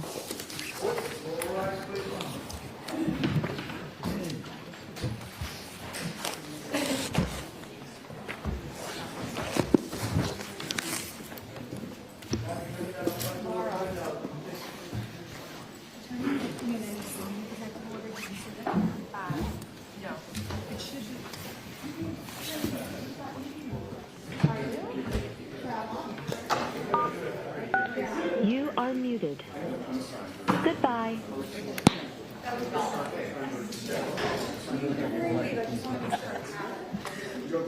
The Muhammad Ali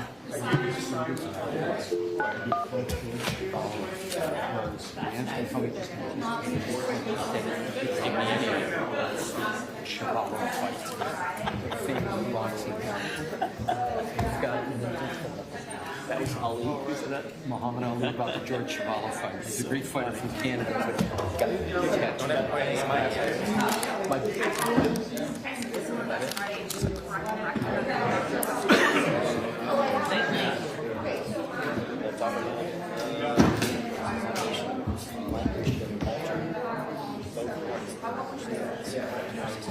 Yeah, I saw this and I can't delay to read it. So basically, all it's doing is just making the record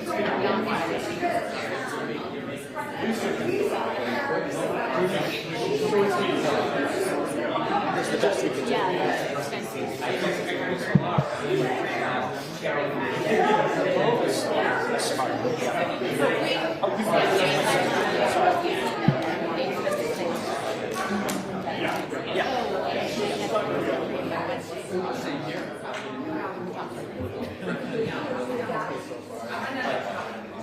Perfect. Yep.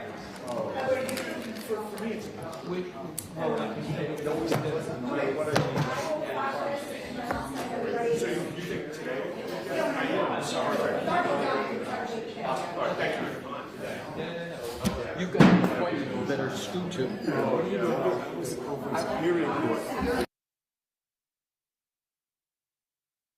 Hey, Rich, pleasure to meet you.